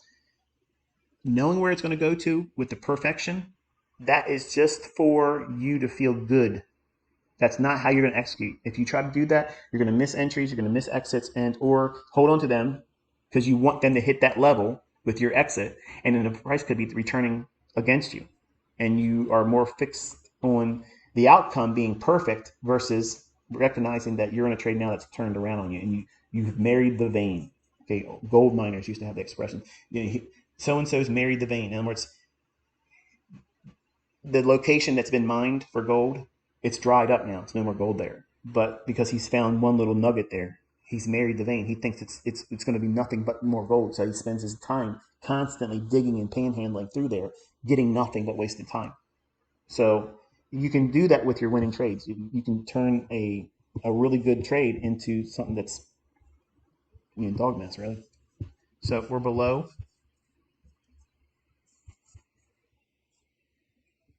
I'm just going to put these on here before I leave this time frame.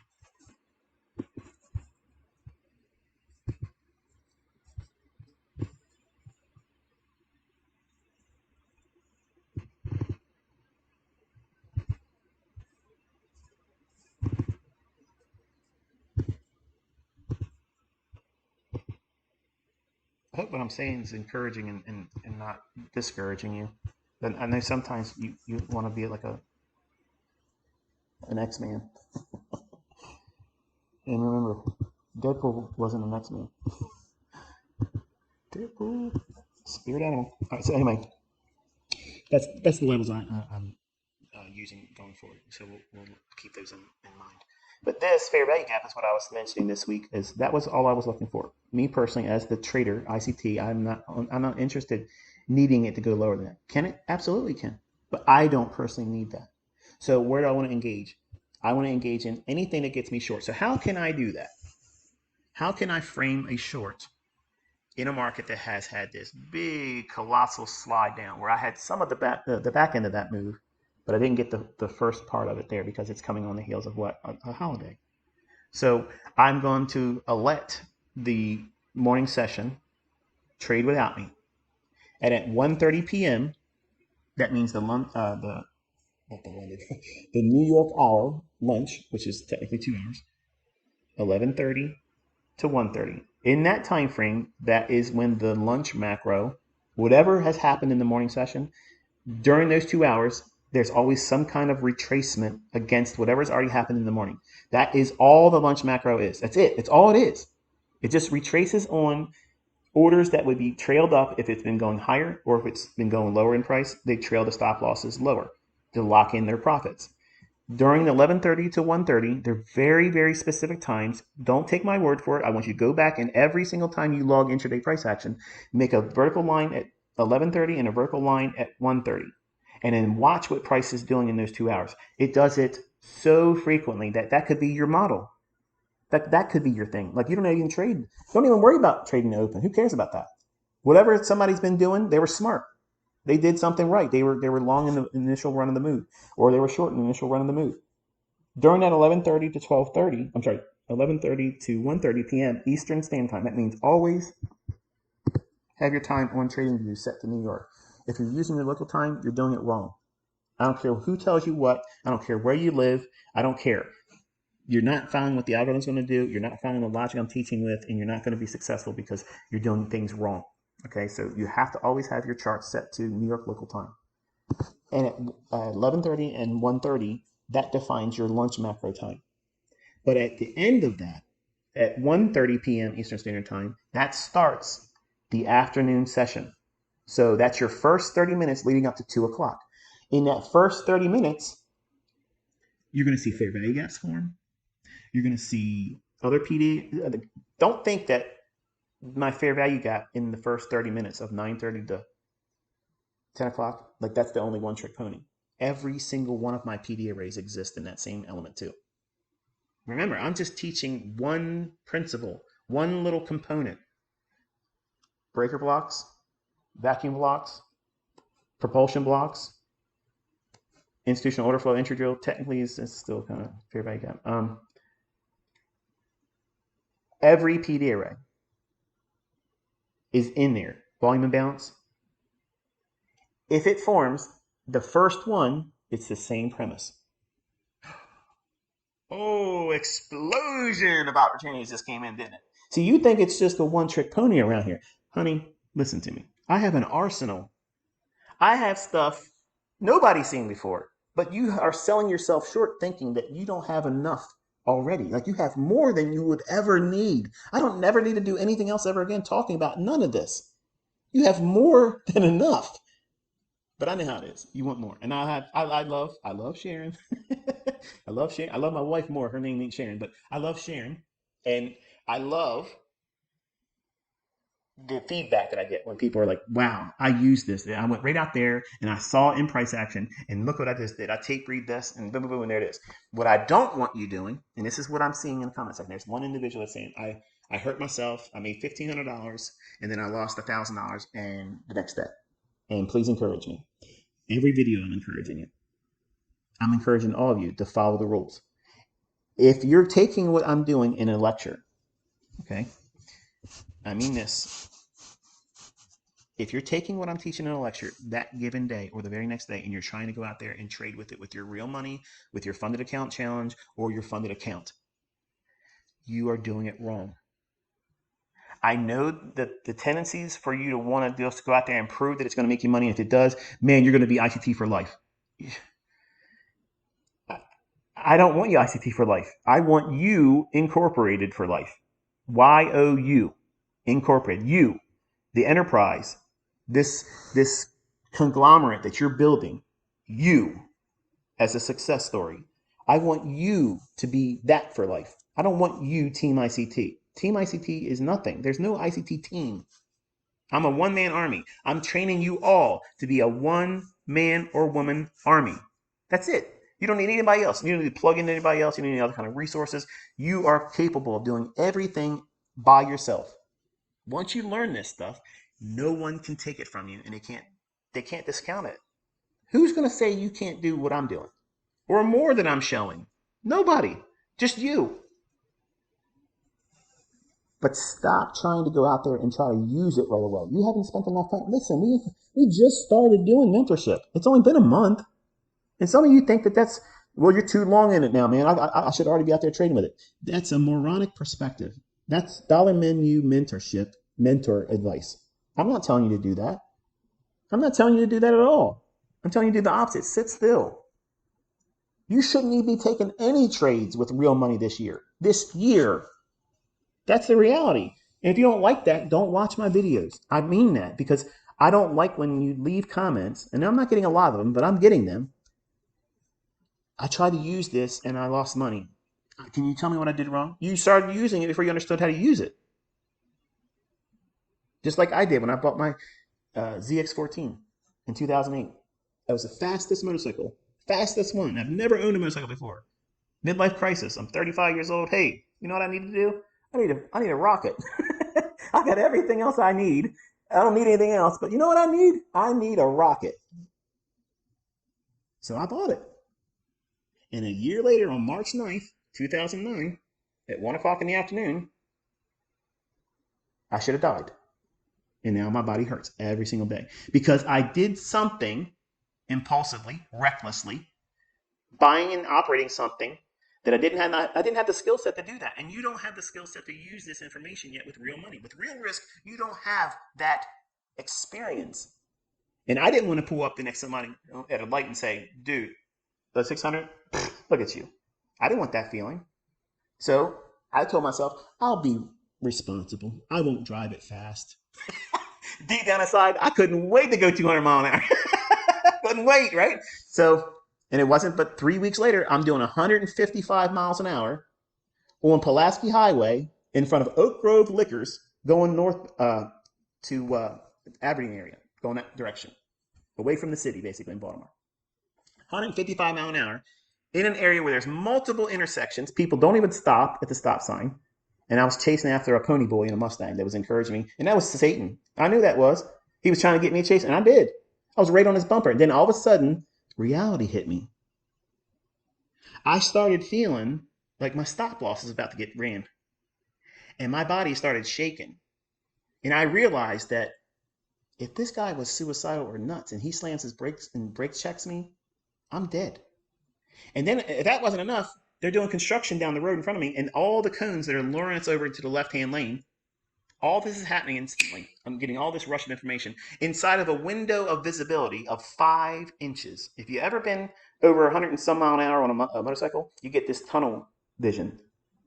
And it's exciting, it's exhilarating.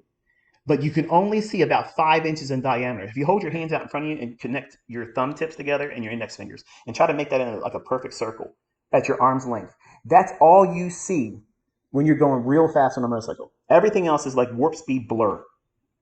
And it's weird. Like you can watch these guys on YouTube and they're going real fast and you see everything. It's like, wow, this is great. That's what I did.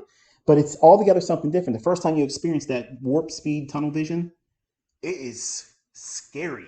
Like it's very, very scary. And the only thing I could see in that little tiny little diameter was this young boy looking in the rearview mirror, giving me the hang loose, shaking his thumb and pinky at me like, yeah, yeah, yeah, go, go, go. And I started panicking. I literally had a panic attack on the motorcycle. I was literally gripping this thing. I pulled a groin muscle nearly, just trying to keep myself holding on to this motorcycle. But I didn't want to look weak in front of him. I didn't want to look like I didn't know what I was doing. But I was scared to death. And I started realizing I'm so fast, you just can't stop a motorcycle. You have to learn how to navigate around things because stopping is not always the best solution because you just can't stop. You don't have enough weight to bring you to a stop. So all these things came up in my mind. And you're probably thinking, what's this got to do with trading? It has everything to do with what you're doing wrong. I should have never been in that situation 3 weeks after buying the ZX14 Ninja, Kawasaki Ninja in 2008. 3 weeks after buying my first motorcycle, I'm at 155 miles an hour, ready to become a statistic.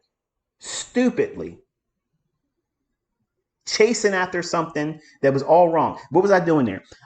I was looking at an influencer on the road, just like you're watching influencers like me and other people on the internet. Wow, that Mustang boy thinks he's fast. Watch this. I'm going to go smoke him. I'm doing everything for the wrong reasons. And I'm opening myself for risk. He's not at risk. He's inside of his car safe. He's got better brakes. He has the ability to stop better than I do. And I'm literally one front wheel width away from his bumper, staring at him in his rearview mirror through his back window. With no skill. I have zero skill. None at the time. None. Thank God he struck me with fear because I was literally like, okay, I'm coming off the acceleration. And I literally wanted to throw up. Like I was scared. Like I was genuinely scared to death because I was being piped into one lane and the lanes were already stacking up ahead of him. And I don't have much time to bring myself down in speed. Downshift, downshift, downshift. And I get up to the light. And of course, you know me, I'm a man. He pulls up next to me. He's looking at me. Yeah, yeah, yeah. He rolls his window down. And I got my visor down. He can't see me. I'm panting and I'm shaking. So what I do the old cool biker lean. I put my hands on my leg and I put my hands on the tank and I'm pressing my arms down on the tank because I don't want anybody seeing I'm shaking. I'm scared to death.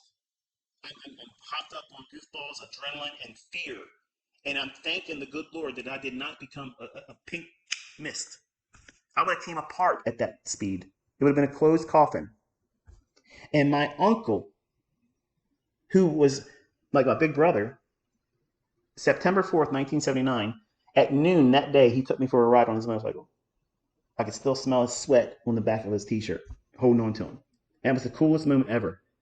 And 12 hours later, he died on that same road, not just a quarter mile from where I was at that moment. And it all hit me at that time. And I was like, okay, I can't even take it anymore. I gotta turn right and I'll go down whatever road. I'll go that direction. I just gotta get off this highway. And I literally took my ass home. And I sat there and I thought to myself, man, I could have died doing something stupid.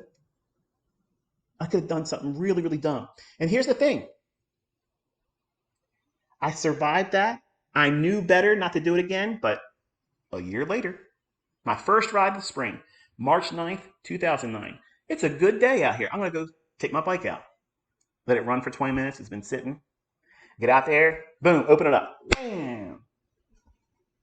And an old guy comes in and puts me into a curb. and I fly 50 mile an hour over the handlebars, 85 feet in the air, land on my head, break my clavicle 2 places, break 3 ribs, detach my scapula, crush all of my molars in my mouth. All of my molars, all of my chewing teeth are crushed. I should have been dead. And I have spinal injuries as a result of that. I didn't learn my lesson. I was given grace. I didn't learn my lesson. I didn't learn my lesson. I figured I've been driving for a year now. I've been riding for a year now. I haven't really been riding for a year. But I allowed my impulses because I saw other people riding around. That day, I was like, you know what? I'm gonna take my bike out. And I was influenced by other people that are doing things recklessly too. And that's exactly what you're doing when you watch my content or anybody else's content. You're thinking, I want to do what they're doing. I want to have that same fun. Wow, that must be really cool. They're trading with 28 crowns. They got $10,000 payout. They got this, they got that. ICT just did a $100,000 trade over here. What if I did that with 20 accounts? I could be this and I could be that. Don't let me influence you like that. Do not let me influence you like that. That's not what I'm here for. I'm here to remind you what's possible, but you're going to work your ass off to get to that level. And there's no reason to take stupid high level risks. I would have left my family behind the year before, but thankfully God said no. And because I didn't listen, He didn't give me anxiety on that second ride. He let me have all of it up to the point of almost death. And He is still to this day, every spring, I see other motorcyclists out there, and I always have the itch. Like I'm thinking to myself, I can get one. I'll get me one of the cruisers, and as soon as I start feeling that way, boom, my back goes into major spasms, and I have it for weeks. That's the Lord telling me, you're stupid. You're being stupid right now. How many times I gotta keep you from doing this? That's a natural human tendency. Don't walk on the grass. I'm moonwalking on it. That's what we do as humans. We do everything we're not supposed to do. That's why everybody fails in this industry, because it's so hard to keep control over yourself. And then you have social media, people like me and other people out there that are telling people what they do, what they can learn from you, whatever. Do not let me influence you to do things ahead of schedule. That's why I tell you all the time, take your time. There's no rush. These markets are still going to be trading 6 months from now. Just relax. If you don't give yourself the ability to see it properly, you might become that pink mist and you're gone. What can you do about it then? Nothing. You've wrecked yourself. You've lost more money. You'll never probably want to trade ever again because you did it wrong. But you'll think that this stuff doesn't work. And that's exactly what these people do on the internet. They tried to do something quick with it, or they thought it was going to be a 1, 2, 3, watch a video in 5 minutes. Oh, it works because I can prove it in 5 minutes. No, it doesn't work like that. So my encouragement to you, young man, is stop trying to use it right away. You don't know what you're doing. Just like I didn't know how to use all that speed and power in 2008 and in 2009. And ultimately, it could have ended me. So while I still love bikes, I love them, I can't buy one and I can't ride one because I'm afraid that I won't have the outcome that Steve keeps me here. And I live with pain chronically every single day because I did not listen to good common sense the year before. I should have got rid of the bike because I wasn't able to compose myself and be responsible as a rider. I was literally, a squid. I was out there with not the proper equipment, speeding around with no skill, doing dumb stuff. And I watch kids every single week in our area end up on the news because they do that same stuff. They're influenced by their friends and people online or whatever, and they buy bikes they can't handle it. And what you're learning from me is faster and powerful than a ZX13 was, faster than a Hayabusa, faster than all that stuff. This stuff is rocket science. And you're out there trying to treat it like it's checkers. Oh, I'm going to go out here. It's all I got to do is this, this, this. And I'm like, no, you have no idea. And that's why I teach the way I do. My concepts are amazing. They're perfect. They're the market. But if you don't have the right mindset or control over yourself, you'll hurt yourself. And I'm ICT, and I just told you something about my personal life that as a human being, I abandoned the rules that I live by. I saw something, I was influenced by other people. I want that bike. And I went to the shop and said, what's the fastest bike right now? That's what I asked for. I didn't say, can you give me something as a new rider? No, that was not what I asked for. I want the fastest, what everybody wants right now. That's the bike I want. And I walked out here with cash, boom. And I drove it home Brand new tire. Listen, for people that ride bikes, you know how stupid this was. I didn't leave it there and pick it up the next day because it was thunderstorming. And I drove it home in the rain. And I had people laying on their horns behind me because I knew the wrong little movement, I'm probably going to go down with this thing because brand new tires are too smooth and you're going to hydroplane real easy. And I drove home in a thunderstorm with probably a mile of cars behind me. Some of them went around me and beat the horn, almost cut me off just to show me how they're mad at me. But I was doing everything wrong about being a biker. Everything wrong. I checked every box. Now I live with pain. You can hurt yourself financially beyond your comprehension if you do things wrong. You could owe more money than you have trading in environments like a CPI or PPI number. Say you're ahead of it and you don't know that it's coming out in the marketplace and you're short and then they reprice it hundreds of handles against you. You're not getting filled even if you had a stop loss. Now you owe the broker more money than you have in the account, than you have in your bank account, than you're going to earn in the next couple months if you had no bills. You see what I'm trying to do? I'm trying to prevent all those types of things. So while I may be a character that people like to take shots at, and I love it, but I'm also trying to be a voice of reason because you literally need to learn this the proper way. And it needs to be at a slow pace. Because if you think that you're going to watch a video and figure, oh, I know what I'm doing here, and then you go out there and try it with real money, and you don't know everything about what you're doing and how you think, you might add to a losing position because you think, no, it's right because ICT says it. I have students that act like a fan. I don't want fans. I'm not a celebrity. I don't like fandom. I want people that are responsible and say, you know what? I love the fact that you're responding to people like this and you're reminding us of the risks. Because there's real risks in this, folks. More than you realize. And you don't really appreciate it until you first start doing it. And then all the things that you never imagined were a factor, they are much more significant factors than the things you're thinking are big rocks in the road for you to find success. The things you're worrying about right now that you think are impeding your ability to do this, they're small, little, tiny pebbles on the road. They're not going to do anything for you. They're not going to hold you back, but you think they are. The bigger things are the ones that you're going to run into in the road where it's like a brick wall. And you're like, wow, I didn't see that coming. I didn't think it was ever going to happen to me. Right. And until you have someone telling you this is what's likely to occur if you try to do this and do that, at least you're aware of it. You're not taken by surprise. And if the people that are being responsible are listening to me, they're like, okay, I'm not doing that because I don't want to find out that I'm not prepared and I hurt myself in the process. That's why the women do better because they're not extreme risk takers like men are, like I was in 2008, like I was in 2009, and I live with chronic pain now. So anyway, I know, dude, nobody cares about your motorcycle. Nobody cares about your back pain. So if you look at the drop here on Tuesday, I was in the latter half of it, and you saw that on the execution videos on the YouTube channel. The next day, at Wednesday, we have a candlestick high here. Now watch. That is your SIBI. That's your sell side imbalance, buy side inefficiency.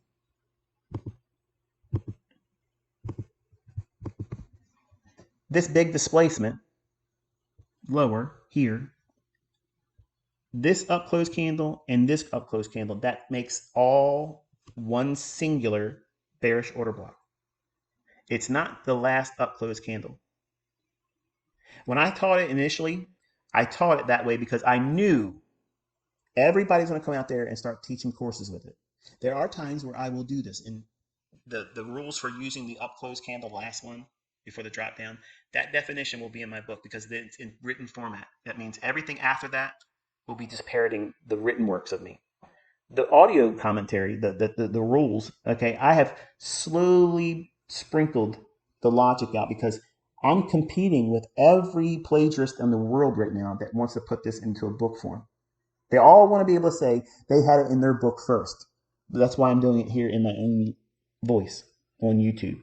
And there's millions of you now have watched me talk about this and teach it. And I'm the only one out here demonstrating it properly. You might have a winning trade here and there, but you don't even know why your trade worked. Like, you don't even know why that order block worked or that inversion fair value gap did what it was supposed to do. You assumed that you could handle that ZX14. and you jumped on it and you took a trade. You just happened to live through it like I did in 2008. And I barely lived through it in 2009. You see the difference? So because of this displacement lower, we can't use this candlestick high here to that candlestick's low. We have to refer to the truest beginning point of the order block, which is this run up. Okay, something here came into the marketplace that was unbeknownst to me. I don't care. I'm not trading in the morning session. But I saw what it was doing. So I went in and I worked with the position of getting short inside of this daily range. The latter portion of it, the afternoon session, post 1:30 p.m. Eastern Standard Time. So we have to look at this candlestick here. So what 3 price points here on this candlestick are pertinent or useful? We're down into the volume imbalance. See that? And now what you'll do is you'll look at this wick here, and you'll look at this wick here. Divide that in half on both of them. I'm not going to do it because I'm trying to get through this lecture charge longer than I want it to be. It's always like that. If I say it's going to be short, it's going to be a long one. But I love over delivering. The difference between this candlestick's low and that candlestick's low. Okay, you see that? What is that? That's your fair value gap. This is just a SIBI. This is a fair value gap. And this is why when I look at other people on YouTube and they'll say, oh, here's a fair value gap. That's not a fair value gap. That's not a fair value gap. That's not a imbalance that I'm going to utilize. See, what you're thinking is, because you've listened to me with graduated explanations, because I'm giving a little bit like a slow leak, okay? I'm leaking out. I'm teaching, but I'm not giving you everything because you all out there see people trying to pretend that they know what I'm teaching or they have it figured out, and they're trying to make courses and now they're writing books on Amazon because it's very easy for someone to throw something together and Amazon spits it out there. Okay, I could have my books out there in 2 weeks, but I'm fighting with my producer, my publisher, about the way I want my covers to be because I only get one chance to do this. Once I've released the book for public, I want my way. And they're wrestling with, costs are going to be. I don't care. I'm not doing it to make money. But see, that's not what they see. They want to make money with it. Okay, so we're kind of back and forth with it over that. So it'll be released when we finalize all that stuff because I want the covers to look exactly how I want them, and I'm getting a little bit of resistance because of them saying the cost and what I want to receive as a royalty for each book too. It's a little bit of a back and forth. And if you keep messing around, I'm going to self-publish, and I'll get all the money. So if you look at the low here to that candlestick's high, that is that's your real fair value gap. Other folks on the internet may see this and say, okay, ICT says that the best portion of shorts are going to occur in the lower half of that, and we'll leave the upper half open. And that is true when you're trading and utilizing a fair value gap that is a SIBI, but that is not what's going on here. That's why I tell you all the time, there is no one-trick pony explanation for a fair value gap. You have to understand other factors and other PD arrays. You want a fast track to selling books and courses and being mentors because it's easy, quick money. But when people realize that there's someone out there that's authored it, it's teaching it for free, you're losing subs, you're losing subscription costs and fees coming in a month. And then it's going to make you mad and you're going to hate me. You're going to create sock puppet accounts. You're going to troll me. And you're going to leave comments in my comment section that make me smile and make me make longer videos because I like doing it. That is not what we're seeing here. This is a change in the state of delivery right there, that opening price. In a perfect world, price would do this. It would trade up to that level there, maybe just a little bit above it, and then roll over and go lower. That's the perfect world. But if we're thinking about things algorithmically, and I'm teaching you how to use these PD arrays properly, not look for an imbalance that completely closes in, then I'm going to go long or short based on that. That is the worst approach to doing that. That's the worst. That's the lowest form of trading with imbalances. That's the lowest form. Why would you want to do that? You're a bottom feeder doing that. There's more likelihood that your trade's going to fail if you trade like that than if you use the logic I'm teaching, which is you don't want to see them fill in. You don't want to see them fill in. So if this is the change in the state of delivery, that means the price was offered going up. So this is buy side delivery. That means the movement of price is going up. Then you have this displacement lower that overtakes that candlestick's low. Your reference point goes right back to that opening price. That's the change in the state of delivery. If you look at this price right here, this is on a, well, let's just do it. And if I talk about it, it's one thing, but we're going to look at Tuesday's price action, September 3rd, and the price is being annotated here on that opening candle. That price of that opening on this individual candlestick of Thursday, August 29th. So when we drop down to a lower time frame, this blue line is referencing this candlestick's opening price. Okay, let's watch. We'll drop down to an hourly chart. You already see it, don't you? You see it? What's going on there? It's leaving all this open. Light bulbs are coming on. Right? Let me go back to the daily chart. I want you to fully understand what I'm showing you. This candlestick, that opening price, we're drawing that out in the future. When price reaches this level, let's look at this. I know when I change time frames, I get a lot of comments that they're saying, can you go slower when you talk about price and you change the time frames? I get lost. I get it. But that's the benefit of having a video. And it's also where you use the pause button and you compare what my chart's showing. I always make a point of putting my cursor on the individual candlestick. So that way, if you're really trying to learn this, you're going to be doing this same thing in your own charts. Because if you're not doing it in your own charts and trying to replicate what I'm showing you here in your own charts with your own annotations, I mean this sincerely, okay? I'm not trying to be mean-spirited because I really want you to learn. I'm talking to Caleb right now. But other people are they're commenting saying that I'm going too fast or I'm trying to confuse them or I'm trying to hide something. I'm literally trying to do everything I can to give you the perspective of how to find it in your own chart, which is exactly what you're supposed to be doing. My son is not going to just keep getting my charts annotating after the fact. This is the PDA race.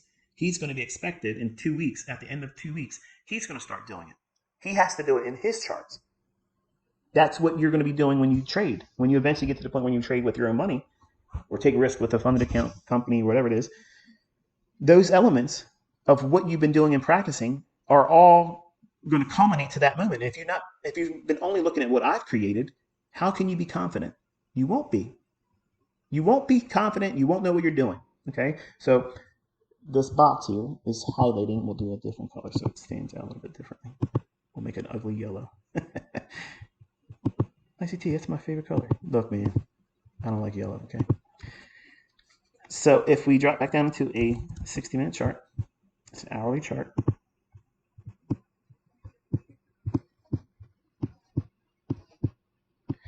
Where are we at here? Why is that not going on to my... I think I have it set to only show on one time frame, isn't it? Yeah, I think so.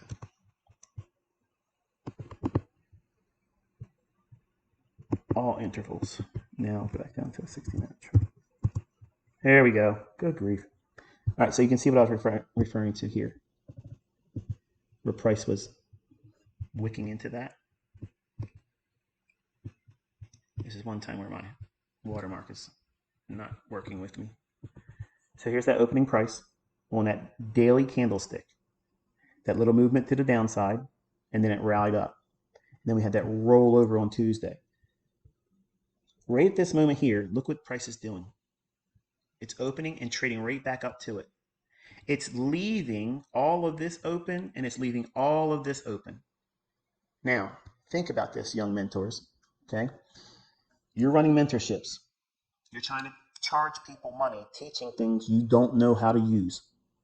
You're going to look at this chart and say, all right, folks, I'm running a signal room. We're watching shorts. We're going to wait for price to get up into this area here. And right now you're probably getting pissed off because I'm talking about you. I don't know you by name. I know many of them in my mind I can think of right now. I'm not going to out you here. I'm telling you how to fix what you're doing wrong because you're actually hurting people and you're defrauding people and you're teaching stuff that you don't know how to do. So, because you're all here collecting and writing notes like scribes, I want you to learn how to do it right because when I'm gone, people are going to be wanting to learn how to do this, and you're the first round of people learning directly as I'm teaching it. So you have an advantage. So doesn't it make sense to do it right and stop trying to be in a hurry to get some quick money? You can get a whole lifetime of money. I could be making $15 to $20 million every single month doing exactly what I'm doing right now, and I'm not even skipping a beat. I don't need that money. You do. So if you want a whole lifetime of educating with proper, respectable clientele that are going to say, you know what, we trust you because you're able to do it. That's what you want. You don't want people to think, wow, I have something I can teach in hindsight and I never have to do it in front of anybody or prove it. I'm telling all of you, if they're teaching smart money concepts or if they're teaching ICT stuff, unless they go out in front of the world and outline exactly how it should behave and everything, you don't even need to take a trade. Don't even do that. Tell us what the price is going to do. If they fall on their face, you just save your money. Okay? I promise you that's the easiest litmus test. You don't even need to see track records. You don't need to see trading logs. You don't need to see broker statements. Have them come out on a live stream, right on YouTube. Everybody can see it. I have students that are doing it. Not all of them are teaching, obviously, but they can prove that they're doing it. The easiest way to determine whether you're going to waste your money is, can this person explain to me what price is going to do beforehand? And because I have always marketed that you're going to learn how to read price action, I cannot promise you that you're going to be profitable. Why? Because you're going to be like I was in 2008. I'm going to buy the fastest motorcycle and get out there and do stuff I'm not supposed to do. That's the reason why I teach the way I teach, folks. So all you foreigners that come at me all the time, oh, bro, you're a scammer. Fuck you. You have no idea what you're talking about.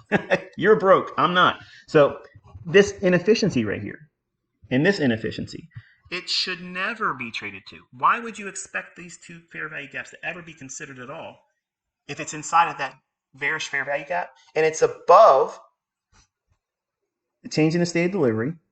That means it's going to do what? It's just going to go into it a little bit.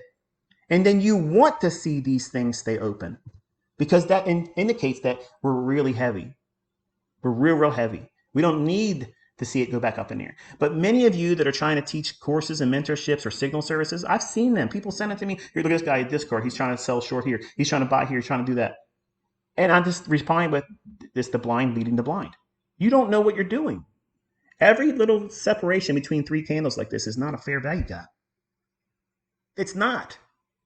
This is further evidence to indicate that you have to have more intel about the other PD arrays, because no matter which one you start with, it could be the breaker block, it could be a propulsion block, it could be a volume bounce or fair value gap. You have to understand the other ones, even if it's a small little brief acknowledgement. Okay, I recognize it, but that's not what I'm going to trade on. You have to refer to it because it's part of the whole narrative of what price is doing. If I wanted to do it and it was possible, I could just say, here's the order block theory, and you never need to worry about any other candlestick but just this one. You can't. It's impossible to do that because you have to have other information from other facets of what price was doing. That's why you're angry at me because you think I'm hiding something from you when I've told you that you have to do these things to get the answers you're asking for.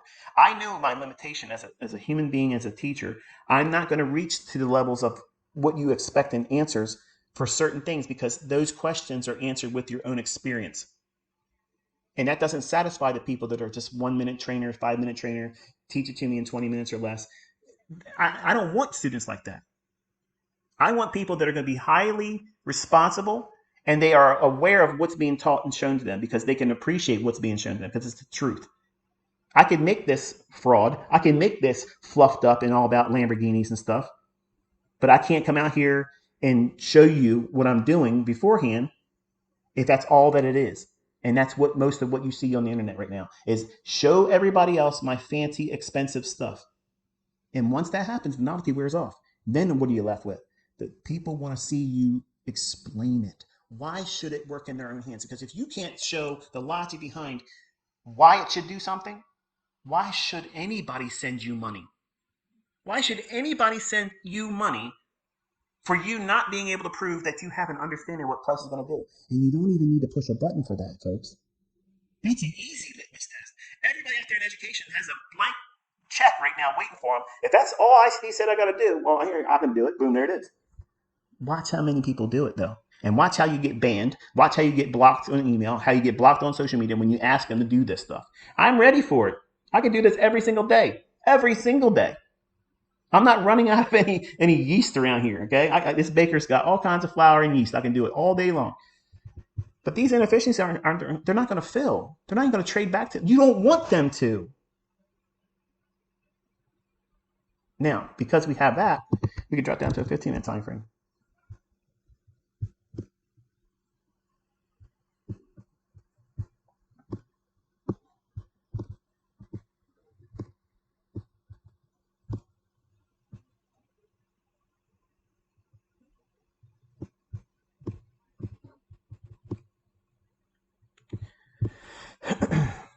Man, it's a watermark.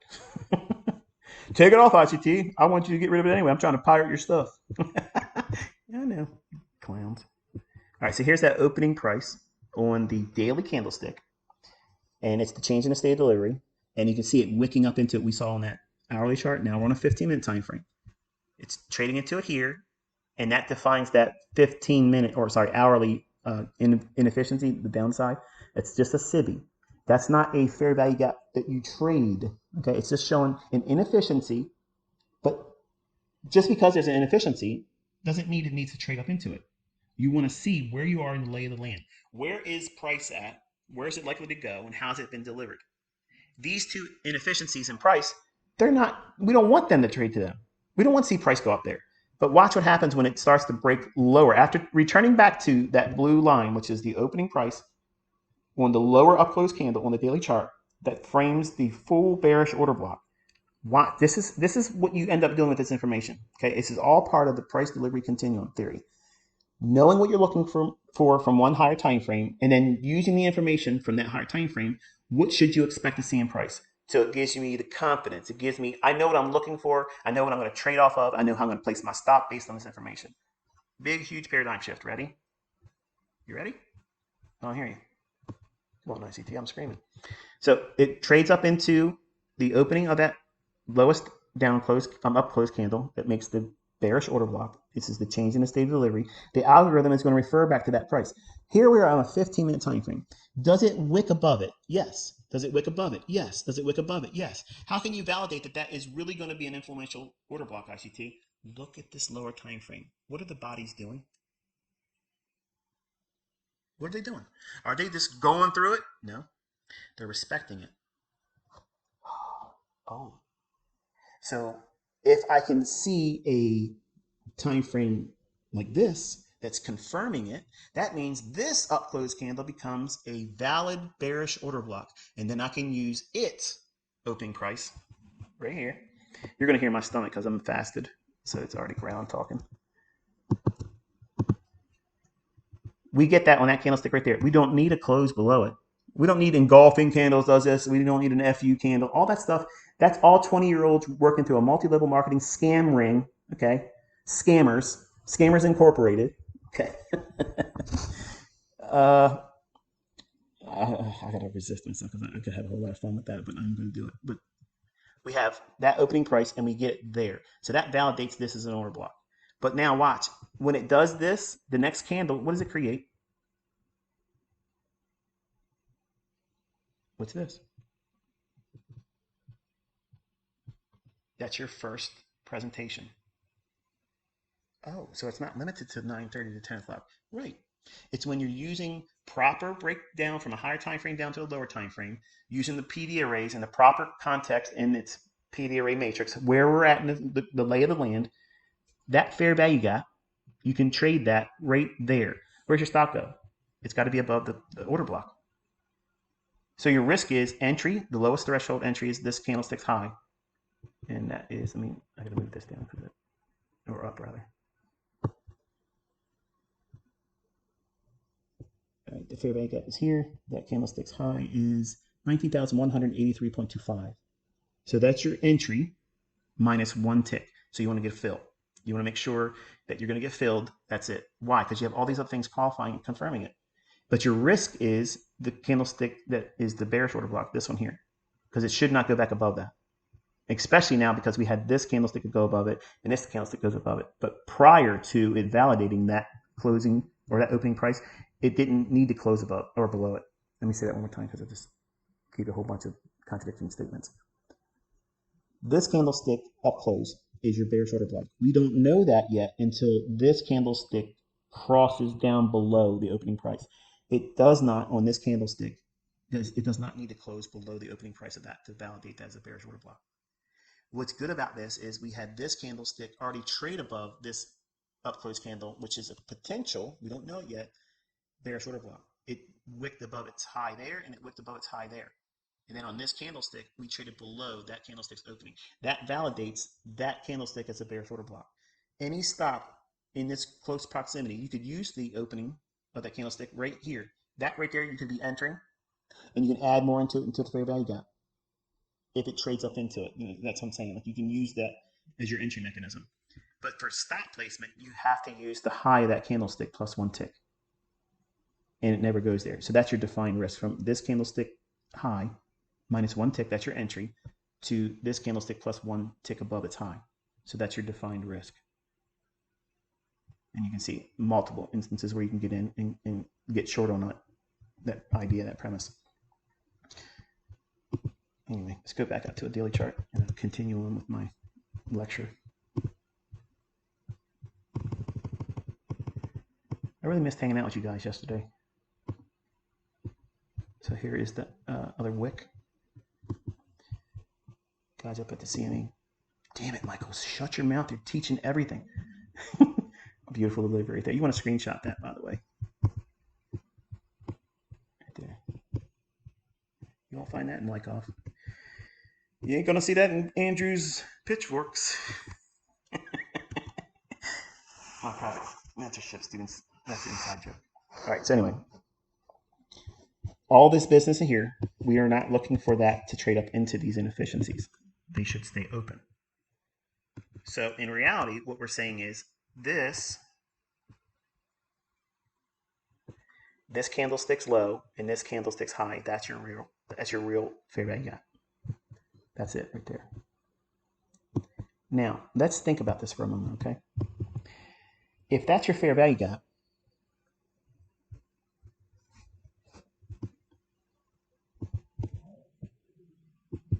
you hear that? That's what I'm saying. You gotta feed me, boy.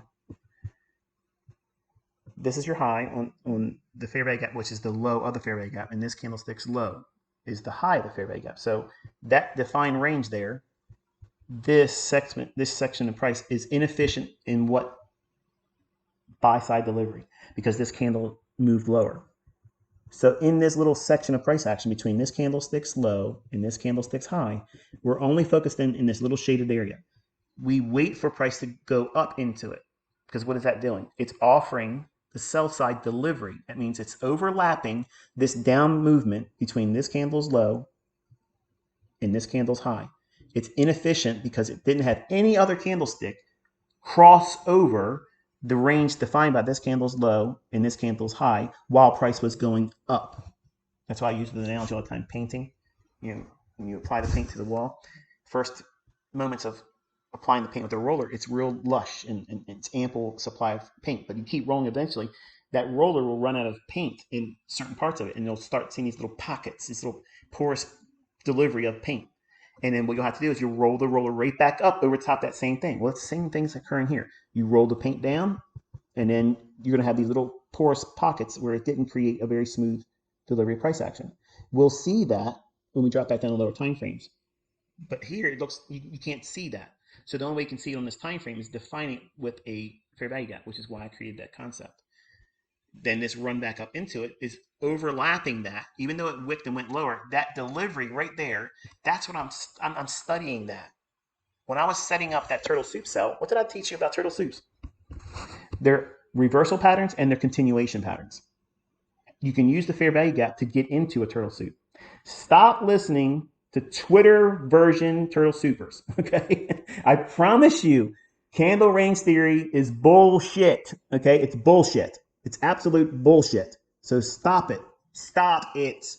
Go out and call it every single day. Walk out here like I'm walking. Call it out, line it up, do it, trade it, and then everybody will buy your course.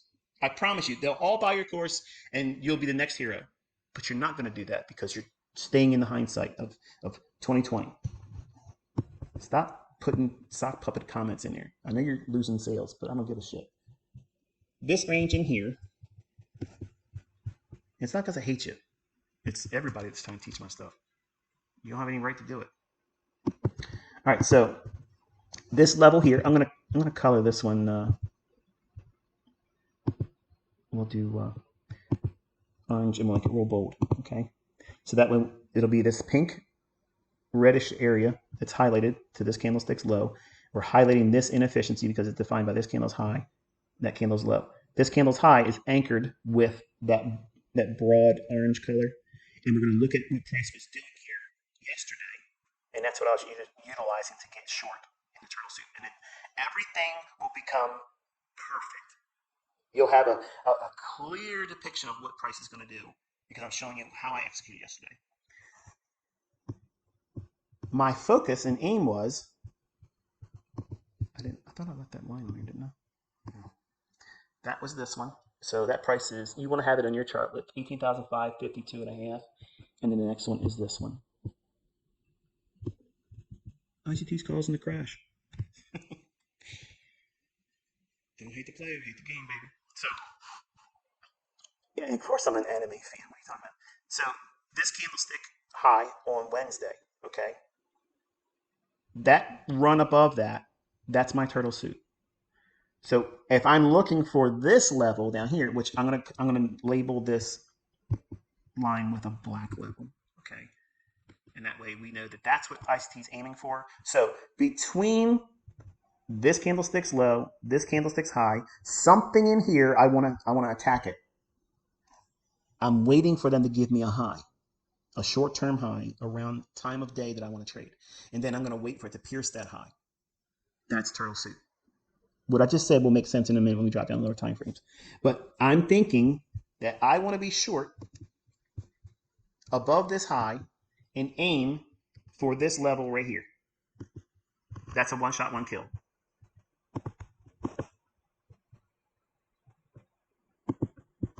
That's my focus. I want to be above this price and aim for that one. I'm willing to absorb and ride out all the little fluctuations between where I get in at and where my initial stop loss is to where I'm aiming for. That's down here. Okay. How do we accomplish that? Well, glad you asked. Let's go down to a hourly chart. Remember, this orange line is this candlestick's high, so it has to be an entry for shorting above that level. My entry to get short has to be above this candlestick's high. So that's this price up here. Look at this right here. This candlestick's high, my entry getting short has to be above that. As much as this candlestick's low. Watch this price right here. So I have a range of looking for a short in that general proximity. I'm waiting for something to form, technically affording me a short where I can frame a stop loss using the language I'm teaching you so that way you can see it conceptually. All right. I promise you, once you understand everything that I'm teaching, the explanations don't need to be this long and drawn out, but because I have so many new students, I'm getting 60,000 new subscribers every month, which is crazy. So imagine my inbox is constantly the same questions, and I'm reminding you to just stick with the 2024 mentorship because it's going to answer a lot of questions more directly than I've ever done in any previous lectures. But you can always go back in your free time and watch those other ones too because it's good stuff. I use all that stuff still. But I'm doing this in live market conditions over live price action so you can see me explain all this stuff and then you watch it happen in your charts and you're left with no excuse. So we're in this little area. The opportunity is from here to here, okay? So now drop hourly.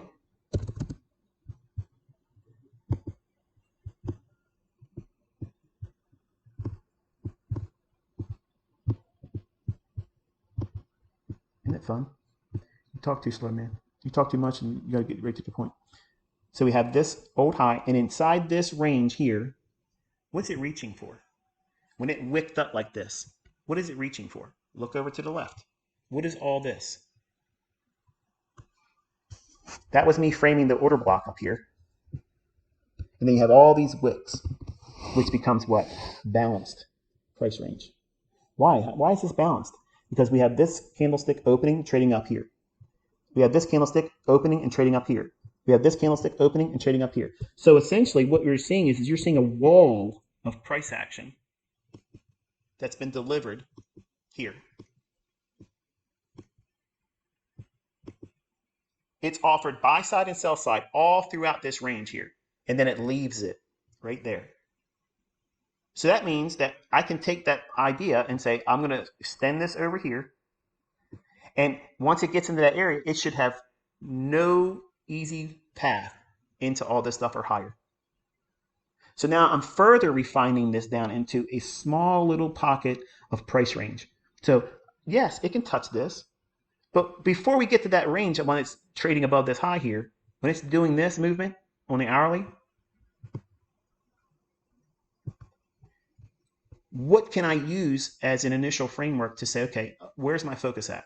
It's going up to this level, an extreme level, but it's going to have a real hard time getting above that because we've seen back and forth individual candlesticks overlapping in the same range. Then we have this right there where it leaves that balanced price range and it leaves this tiny little section of price action exposed with inefficiency. What is it inefficient in? It's sell side delivery, but buy side inefficient. That means it's got to have at some time in the future, after this candlestick closes and this one starts, to efficiently offer the market fair value pricing. This gap is what it is, should be repriced to with buy side delivery. That means movement up in price, and we get that here. See how it's starting to flesh out more and more. If this, then that. If this, then that. If not this, then the other thing. Or sit still. So now we have this wall of price action. We're going to take that away because it's going to confuse you. This fair value gap, we're going to drop down into a 15-minute time frame. This is all top-down analysis. So here's that high where the little orange level was anchored to. And this gap,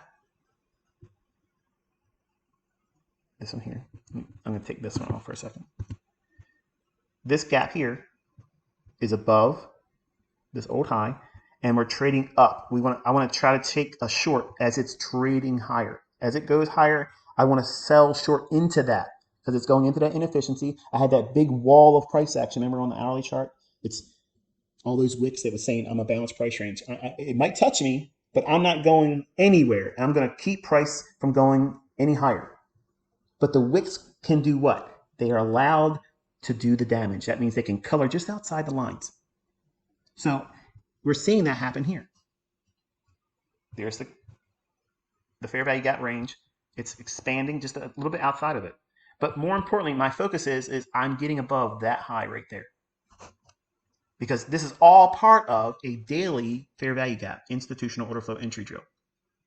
That means I expect it not to completely close in a bearish fair value gap.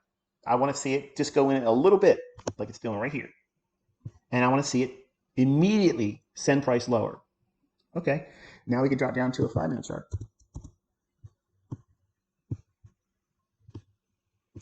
Everything starts getting more and more scientific, doesn't it? If I'm watching this time frame, what do I want to see in price? Well, what does my price delivery continuum theory teach you? The higher time frame order flow, any PD array that you're using on a higher time frame, what's higher than a 5-minute chart, a 6-minute chart, a 7-minute chart, an 8-minute chart, anything higher than a 5-minute chart. So what are my usual picks? I use the industry standards because I want to have this little disruption to what you're used to if you come from other schools of thought. So everybody understands the monthly, the daily. The monthly, the weekly, the daily, the 4-hour, the 1 hour, the 15-minute, the 5-minute, the 1 minute, and anything less than a 1-minute chart. It's just bonkers, right? So I say that when I'm tongue in cheek. The previous higher time frame gave us this pink shaded area for the fair value gap to be defined.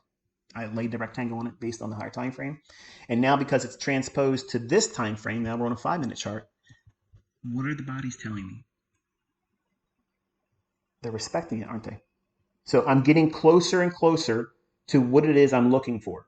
because every frame of reference for time, because that's the most paramount thing, no matter who tells you what, baby, time is the most important factor before price does anything. Because if it ain't the right time, price ain't going nowhere. Period. The bodies are saying, yeah, we're respecting that. We're not going to color outside the lines, but the wicks will. See, you watch these wicks when it's happening like this, and you think, oh, they're changing the algorithm. They're making traps. Tell me if I was trapped yesterday, or was I trapping breakout artists? I was fading at the highest form using what I'm teaching you right here. I'm teaching you the real turtle suit, not Linda Rask and Larry Connor's turtle suit. Buy the book and you'll see none of this is in there. No disrespect to Linda. I respect her. She was a mentor to me through a book. I've never met her before. I never talked to her except for one time she exchanged a reply to me on Twitter. That was it.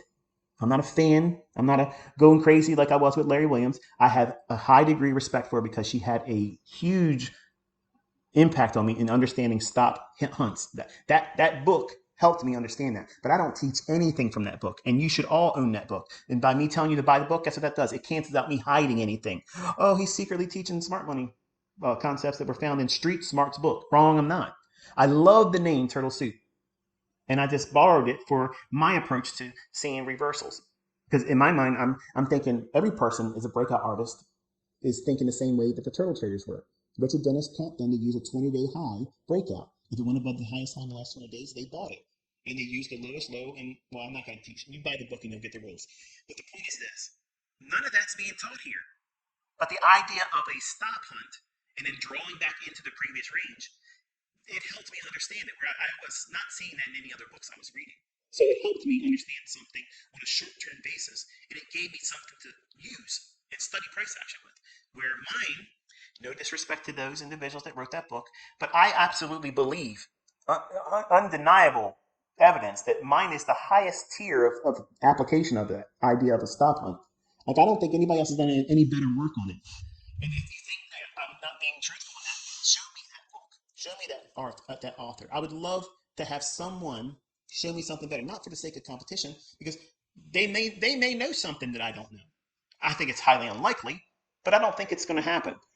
But what I'm teaching you is how to use the top-down approach and use the price delivery continuum theory, which is whatever the higher time frame PD arrays have done at a higher time frame chart, the lower ones should start respecting that PD array as you see here.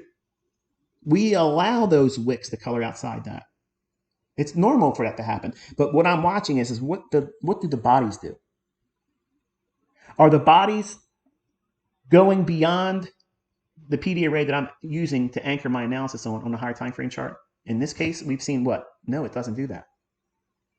No, it's not doing that at all. When you're looking at a gap, okay, I'll give you something else was just supposed to be in the book. When you're looking at a fair value gap, how far can it go outside of the range that defines that fair value gap and still be good? How wide is the fair value gap? Because the wick can do that range outside of it. That's one standard deviation on the fair value gap. That is not changing anything for me. If it starts going above it a little bit like that, you've seen me annotate trades. It's a mohawk. That's what I type it as. It's a mohawk. It's just a little tiny little stray hair. Somewhat like when you're cutting the grass, and you're not paying attention because you're watching the next neighbor because she's in the bathing suit and you're going to get in trouble if your wife catches you.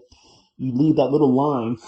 You like that stuff, don't you? The little line of grass that you didn't really move perfectly, and you look back and you're, I gotta go back over and fix it because you were distracted. You weren't doing what you're supposed to do, which is follow the process of overlapping a little bit.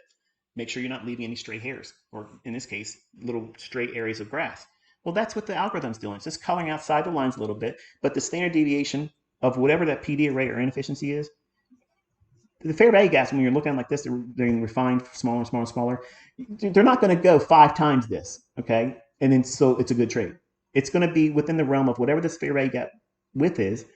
It can color outside the line that much. Generally, it won't do that much at all, but that's the rules for it, okay? Now, you're not going to find that in anything else. And today, September 6th of 2024 on YouTube, Michael J. Huddleston has given you more context around fair value gaps. Everybody's going to have it in their mentorship now. Everybody's going to have it in their courses, and they're all going to have it real quick in a chapter in fair value gaps for their Amazon book. But you're still not getting everything. You're going to see that that's just small little pieces of it. This is technical science, baby. Okay, we're not talking about checkers. So watch what happens when we use the same logic going down into the 1 minute chart. Can you tell I like doing this? Can you tell I enjoy it? I like it a little too much, my wife said. Yeah, you're just obsessive. Well, you gotta be. I mean, because this stuff is boring otherwise, right? If you're not really dialed in and excited about what it is that you're learning, how could you possibly be expected to do very, very well with it? You're gonna get quickly bored with it, won't you? Of course you will. So now look what we have here. Right away, students of mine that have been with me for a long time know that this is a market maker sell model. Where's your consolidation? Right here. Why are you picking that, Ice T? Why aren't you using this down here? Because this is all impulsive price action. It's real sharp. We don't want that. We're looking. Our eye goes for the original. What? What's the rules for a market maker sell model and buy model? The original consolidation. That means your eye is looking for a perfect little box of price action. Well, can you see that this to this, those are relatively equal lows, right? Go straight up from there. What do you have? That's your original consolidation. Inside the original consolidation, go back to the original rules. This is old stuff. It can drop down slightly below that low right there, which is what you get. And then once it leaves it, it can touch what? The original consolidation high. Oh, it's support resistance. Save it, pal. Expansion up. Reaccumulation. I'm sorry, first stage accumulation, reaccumulation, or second stage reaccumulation. Then it rallies up and creates what? Smart money reversal. How does smart money know to sell short at the highs like that? That was the question I had. In the 90s, I sat and looked at charts like this, and I think, man, I wish I could trade the Swiss franc and get that kind of move. Man, I wish I could trade the Deutschmark, which they don't trade anymore. I wish I could get in there and trade that. And I went in and I started breaking things down, and I met some people, and little things happened. Okay, and some visitors come and see me. So I learned some things. Let's put it that way. And what I learned is what you think about what the markets are doing are not at all doing that. So by having what is really going on versus how I can communicate that in a price chart, that's what you're seeing here. You don't need the smart money reversal. And that's exactly what I taught when I was teaching my market maker buy and sell models, which is absolutely not Wyckoff. It is not. Now, the idea, the infancy of Wyckoff, if you study just the beginning parts of that stuff, don't get caught up in all the other garbage, but the overall markup aspect and then the selling off of it, that is a market truism. It has nothing to do with Wyckoff. It has nothing to do with ICT. That's just the way markets do. They go up and they go down.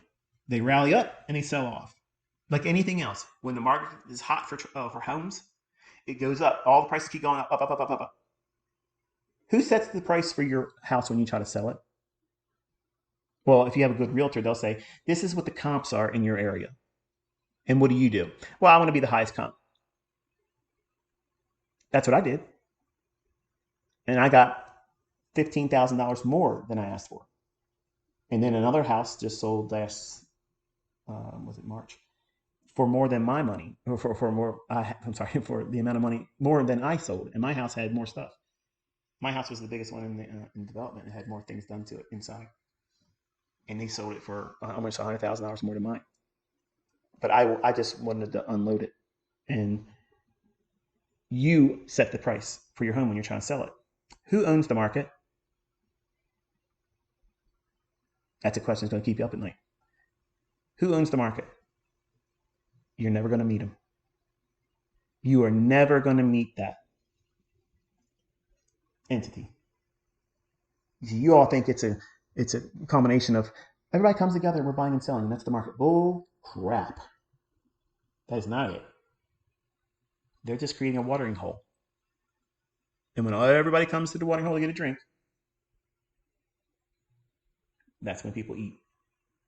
When they're predators and they want to take down something for food because they need meat. In this world, in the financial market, money is meat. That's how you sustain yourself. You eat the best.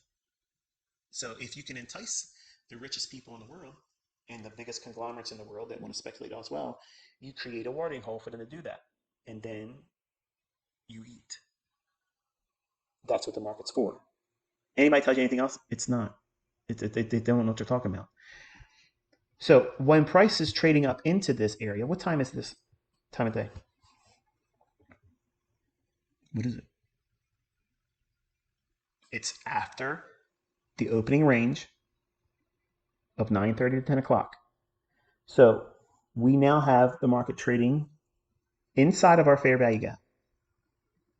But now that's the first time you can trade there. So anyone that wants to go short, just because it rallies up higher like that, you got to wait. Just give it a chance. Give it a chance to let people go after it because it's the second mouse that gets the cheese. See, this is the cheese right here. It's baited. That's the area that everybody would want to get if they understood what I'm teaching. They want to get that price level. It's real high. It's nice. But they don't understand the market maker sell model, which is consolidation, maybe a stop hunt initially, rallies, touch the original consolidation, rally higher, accumulate. Second stage, reaccumulation.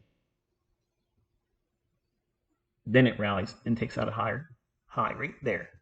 It's coloring outside. We saw it on the hourly. We saw it on the 15-minute time. We saw it on the 5-minute chart. There was wicks up here, right? That's what these bodies are on a 1-minute chart. That is completely permissible. We're not going to look at the bodies of a 1-minute time frame when the higher time frame, hourly, 15-minute, and 5-minute, are showing just the wicks. The 1-minute chart's going to have bodies there. Just like when you're looking at a 1-minute chart, if you look at the wick on this candlestick here, go down to a 15-second or 5-second chart, you're going to see bodies on that time frame. It's completely reasonable to expect that. But watch, when price takes out this high here, and we're inside this area as well, I want to be selling short. I want to get short in there. I want to add more if it can afford me outside the coloring of that shaded area. That's premium pricing. Like that's really good. That's like you selling your house for $100,000 more than what you were originally aiming to do. Who's gonna be mad about that? Nobody is. And so since I'm aiming for something in this area here and targeting all the way down to that black line right there, in my mind, I'm thinking this is the beginning, this is the inception of the trade, and this is my terminus down here. I don't care what this is all gonna require of me because I'm not gonna chase my stop loss throughout all that range. I'm gonna wait for logical price points, and then once I place my stop, I'm gonna sit still. That's one shot, one kill. Because I'm taking down my mark. My mark is this level down here. That's the low of that fair value gap on the daily chart. So now when we have this smart money reversal, you don't need that. Wait for it to break in market structure. That's what you get with this little high here. I'm sorry, this low. We get it right there. And then we trade back up into what? The order block. Where's the change in state of delivery on that? That opening price on that candlestick right there. Oh, I better plug my laptop in. I went past the battery life here. Give me a second. This is some boring stuff, ain't it? This guy talks too much. Get out of here if that's how you think. You ain't my student. I don't care to read your comments. I'd have to broom you.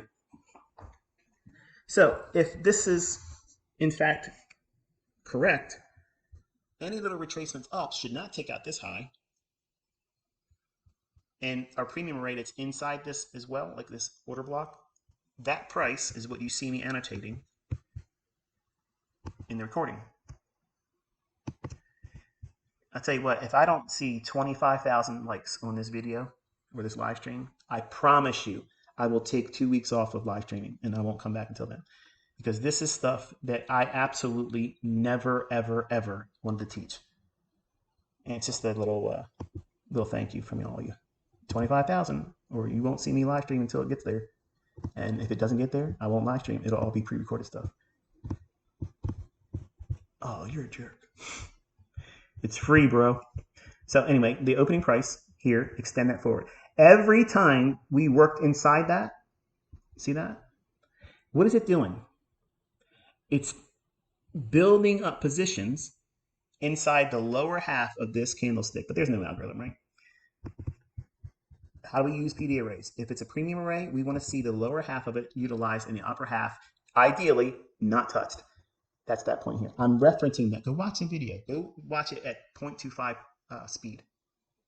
You'll see me annotating saying it's working the lower half of the discount portion and it's under the mean threshold. Mean threshold is a reference point to a range like an order block, or it's kind of like equilibrium, but when we're talking about a specific candle, it's mean threshold. In other words, it's threshold for any type of retracements in and still being valid should be, if you're bearish, up close candles at the halfway point and lower. That's where all of your institutional buying and selling is going to be weighed on. In this case, we have up close candles. That's a bearish order block that's validated on this candlestick right here. As soon as we pass below that opening price there, and let me slow down here because I know what's happening right now. You are brand new and you're probably hearing this stuff and you're like, what in the hell is this guy talking about? I'm not your entry level educator. My assumptions are that you've gone through a lot of the Market Maker Primer course that's on my YouTube channel. If you go through that, that'll give you a little bit of foundation. But starting here is good. Doing all the old stuff and saying, I'm going to go and watch your 2024, you're really missing the opportunity of seeing that stuff live. Because you're going to regret not being here when it happened. And you're like, oh, I watched them call it. It did it. So when we're bearish, we have that bearish order block validated here. So that means from that opening price, anything above that is a potential entry. But ideally, it should never go above the halfway point, which is mean threshold. See how it's doing that? It's staying away from that. That was signaling to me. That's why you see me adding more in there. I'm literally confident, like I could run through a brick wall. I know what I'm looking for, and I know exactly what I have in hand. And I'm like, okay, I'm done. I do one more pyramided entry, and then I'll just let it ride. I want to see it attack all these pools of liquidity. And I facetiously troll in the comments as it's happening because they'll say this is selling pressure, and it's not. The market is pausing in here, and it's all time distortion. Time distortion is where the market's being held in a holding pattern, and it's being used to allow entities that you are not going to see doing what I'm doing. What I'm teaching, they're never going to teach that stuff. I had to create a language to get as close as I could to teach what's really going on here. And you can toss that out. You can say, there, okay, that story's not real. There's no algorithm. None of that stuff. Okay, do that. If that's what helps you, but if you can see it conceptually with my language, that's all I'm really trying to do. I just want you to be able to see how these things relate to what price is going to do, and it doesn't relate to any other form of trading. That's what I'm kind of getting at. Because I get pissed off when people try to discount my entire life's work and what the Lord laid in my hands, because I would not know this if it wasn't for Him. Period. Okay? Trust me when I tell you that is it. And there is no teacher except for Him. He's the mentor. So that's the real ghost in the machine. So if we have this candlestick, the halfway point below it, between its opening price and halfway, all of this is potential areas where you could take a short entry. And your stop loss can be used with this order block, or you can use this high here, depending upon what your risk model and your account size affords. Okay, so we'll take this off now. And that validates the order block right there. We'll take that off. Just trying to keep it clean. And now what I'm going to do is I'm going to add the executions. And suddenly, everything changes because we can clearly see this ain't no market replay right here, bro. Can't do that with market replay. Okay. Oh, there's buttons missing. I'm going to put them back on here because it'll come out. So he didn't have the buttons up there with his market replay. You can't see those up here in market replay. And so if you're seeing the executions there, they were live executions. Look at the price right there.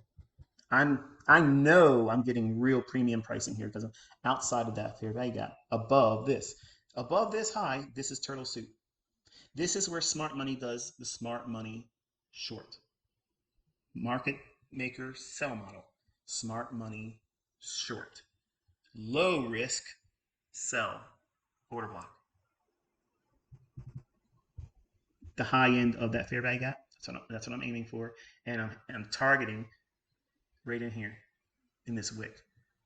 I was trying to time it as it was inside the halfway point and that top of that fair value gap. That's what I was aiming for, but it slipped away from me because it's on a lower time frame 1 minute chart. That's what I was doing there. And then over here, you can see we're adding, right there on the wick here. And then I'm aiming for this low to be taken out. And it said the market will aggressively reprice down there because the algorithm is not going to want them to pull their orders. Anyone that's long that has a trailed stop loss here, what kind of sell stop? I'm sorry, I just told you, didn't I? What kind of liquidity would be resting below here? Sell stops, because they're long and they're protecting their longs by putting a stop loss below an old low, because the books tell them that's where they should put their stop loss. I love the fact that the books tell them that. I love that these 20-year-old mentors and these old hats that tell you that's how you should trade. This is where you put your stop loss at. Please continuously keep doing that. As long as we keep seeing this regurgitated archaic logic and things that people should be doing in an industry where 90% of people that use that stuff lose, okay, keep doing that stuff. And then you'll never need to lose any sleep about this stuff ever not working in the future. So this low here, you see me annotate that, and then you see, oops, put that back up here. You see me annotate. Good grief, Michael. I'm charting drunk. You're under the influence of goofballs. There we are. Now you're starting off like yourself here, buddy. So below here is sell side, and below here is sell side, and then we have the original consolidation here. So that would be you aim for a run below here. Okay. So there's where your pools of liquidity are and how the market will draw to them, respectively. So you see it drop down. That's wonderful. And then this is your first stage distribution of the sell model. Watch my core content in the 2017 playlist. I actually teach this stuff here in that mentorship. It's all for free on my YouTube channel. You don't need to pay for any of that stuff. Stop buying my stuff from other people, okay? Because you're literally paying for something I put on my YouTube channel for free. So this is the first stage distribution, and then this is second stage distribution. Second stage distribution is your unicorn. It is so quick. It's so powerful. It's the one that you're looking for in every trade that you're looking for, moving higher or lower. If you can identify my market maker sell model or buy model, if you trade the second stage redistribution, that means you're selling short. Or if you're buying the second stage reaccumulation, that means you're going long. You are going to get the biggest, the fastest, the beautiful, easy hold trade that you're looking for.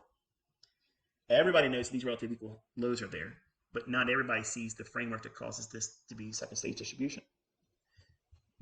What's this? It's a discount wick. But what happens if you're below it? It becomes what? A premium wick. Boom. How hard can it go above that? Well, you have a little bit of inefficiency here, but then you're met with what? Balanced range. This wick, previous wick, all this is balanced. So it's trading up into it, but it's saying, I'm not going to let you go any higher. You're going to let it stop right there. Turn it around, bro. And then rolls over. Where's it aiming for? Original consolidation. What's below these relative equal lows? Sell side. Okay, wonderful. But what happens if you just had a little bit more expected for lower prices like I did? Like I was telling you earlier in the week that we were going to look for this fair value gap on the daily chart that's defined by this blue line here and that black line that I made darker because I wanted you to see that was my target. You hold this one, but you can't trail your stop loss up to this high. You can't do that. So if you watch the recording, you'll see me outline the ranges of what I'm willing to absorb. And I gave you all this stuff up in here too. And I gave you the lower half. I said, I want to see price stay below that half. Go watch the video because I'm going to make this video much, much longer than it needs to be by doing something that's already been shown in the video. Because I'm actually typing out and you can see it and read it. So the market, in fact, does drop down and starts consolidating. And that low, I told you in the playback, that is the consequent encroachment of this gap between this level here and here. And I'll show you. I'll just use this opening price and then I'll drag it down. Boom, look at the buyers respecting that. See that? That's algorithmic. And that's what I was telling you. If I want to just hold it for the daily range, okay, I get people all the time. They'll find a video clip or they'll see something I said on Twitter a long time ago or recently, or maybe I ranted in something. When I brag about what I can do, I'm not lying about that. Okay, when I tell people I can sell the highs and buy the lows, and I can get the daily highs and the daily lows, I don't know how else to prove it to you, but by me actually doing it. Like I'm doing it, and I'm explaining the logic how you can do it too. It's not like I'm saying here's a trick that I can do and worship me.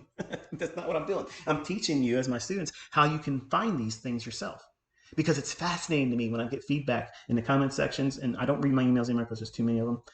But usually in the comment section is people are like, this is wild. Like, this is really wild to see this precision. It just keeps happening. Right. Isn't that awesome? It's awesome. And because I don't have much in the way of other people in the industry that I talk to, except for students, I love the feedback because I live vicariously through all of you all over again, because you're experiencing what I experienced. And after 30 years, you're not impressed with it to the degree that I feel all over again, because I see that splash over of excitement, because you're finding it in your own charts.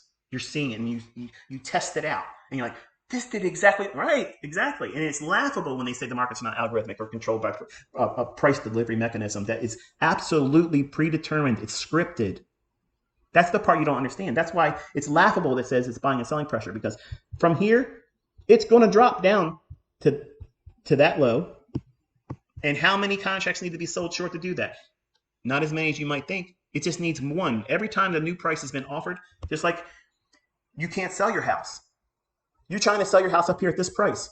Nobody's buying. Nobody's even coming to see it. No viewings. All right, let's drop it down $10,000. Nobody's still doing a viewing. All right, let's drop it down to $25,000 less. Nobody's coming to see it. Oh, well, let's keep dropping it lower. And then all of a sudden, what happens? You start getting people that want to buy it. They're coming to view it, right? But they're not buying it technically. You just want to see it. So that's what you're seeing. People buying it. Then that means you can book at lower price and sell. There's always people coming in the marketplace that want to buy and sell at the market, and they only need that one contract transaction. You are not seeing the effects of price moving higher and lower to these levels because it's buying and selling pressure. Because if that's what it is, how on earth is everything balancing perfectly to my PD arrays, to the very levels that random buying and selling pressure, that everybody has all these different methodologies? Everybody's doing something different, folks. But why is it listening to what I'm telling you it's going to do? There's only one constant here. What I'm teaching you. Because what I'm teaching you is the market. It is the actual market. It is the source code. As close as I can take you to it, this is it. This is visually what it is. This is Visual Basic if you want to be a computer programmer. You won't get that unless you're a programmer. So anyway, sell side here, it aims for that. And then small little consolidation in here. What's it doing? It's affording traders to do what? The people that know that's going to trade for this level here and below here, it allows them to go short. But it's denying what? Harmonic traders, ratio traders, imbalance traders, support turn resistance traders can't get on board. Lower again. Attacking that sell side. Why? Because they don't want the individuals that are long to pull their orders and get out of their long position, because that means their stop disappears. So the algorithm is re-delivering to that price level. It's coded to do this. This is script. It's a macro. It's a short list of orders and directives for the price engine to say, okay, I'm going to quickly reprice lower. Quickly. I'm going to keep offering price lower, lower, lower. It doesn't matter how many people are buying it. It doesn't matter how many contracts are being traded to go long. It doesn't matter. That does not matter, folks. And I know I could be out here every single day for the rest of my life, and there's still going to be people out here arguing. And to me, it's fascinating to me. The level of denial is unbelievable. Find somebody who can do it like this. Explain it to you beforehand using buying and selling pressure, because you're not going to find that. You can't find anybody with market profile and VWAP. They're not going to explain every fluctuation like this, and they're sure as hell ain't going to get position entries like this. They're not going to do it. Not consistently. I'm doing it. I'm doing it. So at some point, you're at this junction where you place your faith in the fact that there's consistency, there's logic being shown, and it's transferable knowledge. You don't have to subscribe to the algorithm. You don't have to subscribe to the men in black. You don't have to believe any of that stuff. Okay, you don't have to believe any of that. But what is price telling you? Because that's really what matters: the time of day and the open, high, low, and close. If you understand that and the basis of inefficiency and liquidity, you don't need anything else. You don't need anything else. You don't need any kind of overlaid indicators, none of that stuff. You'll be able to see everything as it really is. All right, so that completes that day here. And I mentioned, like I said, I could have very easily just closed the trade right here because it's hitting consequent encroachment. And it would have been just a little bit above it for my limit order to trade there. If all I wanted to do was get the low of yesterday. Look where I'm at, folks. Look where I'm trading at. Like, it's real hard to do that with a market order while watching price action. I didn't limit in, I was marketing in it. Watch the recordings. I'm proving to you because I could have done limit orders and did better entries. But I had to do these hot buttons over here because I'm constantly proving that it's not market replay. Because I love shitting on all these people that come in my comment section. And I'm sure on social media and other places they're probably talking all kinds of tonight. But I just killed them today. I literally just killed them. Made $100,000 in 4 days, bro. Copy ICT. Yeah, well, it's good. Everybody likes to take the long way around. But this is the low of the day. I could very easily sold short here and bought that, and that's the high and low of the day. What discipline out there is going to teach you that? Nothing else. Absolutely nothing else. So I'm going to ride this out, and all this consolidation here. I wanted to, admittedly, add in pyramid here, but I wanted to prove that my stop loss statement was like grandmaster level. Like, there is nobody out there going to have the logic that I'm able to teach you and use. Like, I'm using it. I'm not just form fitting it to things. I'm literally teaching the logic and then implementing it. That's what mentoring is. Mentoring is being able to find the concept that is easily transferable, provide the logic. It may be hard to see and understand in the beginning, but then see examples of this supposed teacher or mentor utilizing it in a manner that is undeniable. And when I talk about things in the higher time frame charts, I tell you, this is where the market's likely to go, and I wanted to see it trade down to that fair value gap on the daily chart. And then it happens today. There are moments of astonishment that you need as a student, whether you're learning from me or anybody else, because if you're not getting a steady diet of that wow factor, you're probably listening to someone that's a fraud. You're probably learning something that isn't going to work for you. You're probably not going to be successful at whatever you're wasting your time with. But when you see it being utilized and you have all these other people around the world that are using the same stuff and they're getting profits with it, and they're attributing it to what you're learning right now. And they're learning right now too. They're excited. They got notes going in their journals just as fast as you are. Heads swirling around, new questions being answered, all kinds of things opening up with new logic and new models they've never imagined before. And this is still nothing. This is nothing.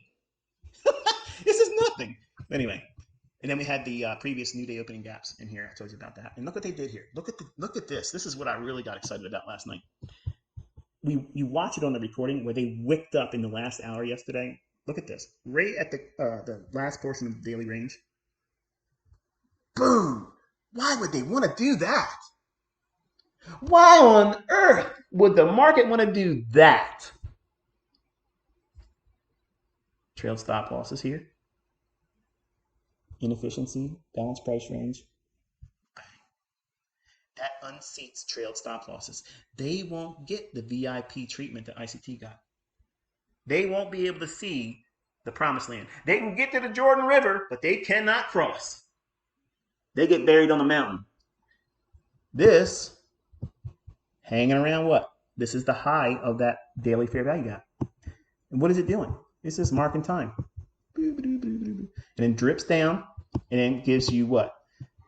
The buyers an opportunity to do what? Place what? Stops. Within stops. Some stops. So this is engineering liquidity. It didn't go down to where I said it was going to go yet. It's building liquidity. They want to build liquidity around that level. What does the market do?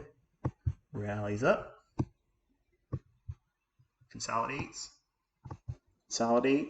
It's hanging around the upper quadrant of that daily fair value gap. using old New Day opening gaps, building fake bull flags. Oh, it's going to go higher. No, it ain't. Bang. And then watch. When we're getting close to this low here, the algorithm knows it needs to do it quick. Or you'll do what if you're long? You're going to pull your order and you're going to collapse your trade. They have to have the liquidity there. So the market does this quick drive down. Boom. And there's my exit rate at the low of the fair value gap on the daily chart. Tell me. Talk to me, okay? Talk to me. You tell me who's proven that. Who's proven it? Who's bringing the evidence that can stand up in court? Because I could do this in front of any court, in front of anybody. I can do it on CNBC if they'll let me. You want to see me trade live? I'll do it right in front of Kramer. I'll go on Kramer and say, watch this. Can you imagine? I'd be out there, oh man, Kramer, you don't want me on there.